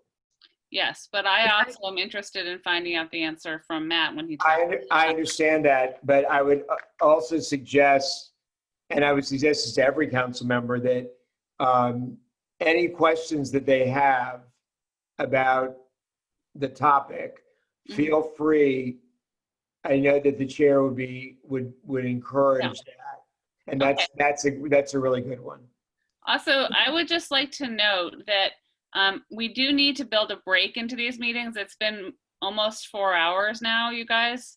And I had to jump out earlier, and it's just, we can't sit like this for 4 hours without a 5-minute break. So we've got to find a spot for it. Okay, It well. looks like it's heading in that direction. We had decided some years ago that after 2 hours, we would take a break. So Let's try to thank you for remember bringing it. that. Please. Thank you for bringing that up again. Thank you. Councilmember Circo. No questions. Thank you. Thank you. Councilor Barr. Matt, how close are you to hiring your intern? I've reached out to some folks directly. And then this Friday, there will be something posted on the MML website. So I anticipate getting somebody by the end of this month. Okay, good, good. Okay, thank you. And with that, thank you everyone for a very productive meeting. Bye, everyone. See you. We will see, wait a minute. When's our next? Good night, everyone. We will see you on, at the work session on the 19th. October 19th. 19th. We're going to go over the code, building permit package, 2 committees, their charters, the diversity committee and the budget committee. We're going to talk about Thrive Montgomery and the cafe at the town hall. Oh my God. Okay, thank you. Awesome. Thanks, everybody. Good Night. Goodbye. Night.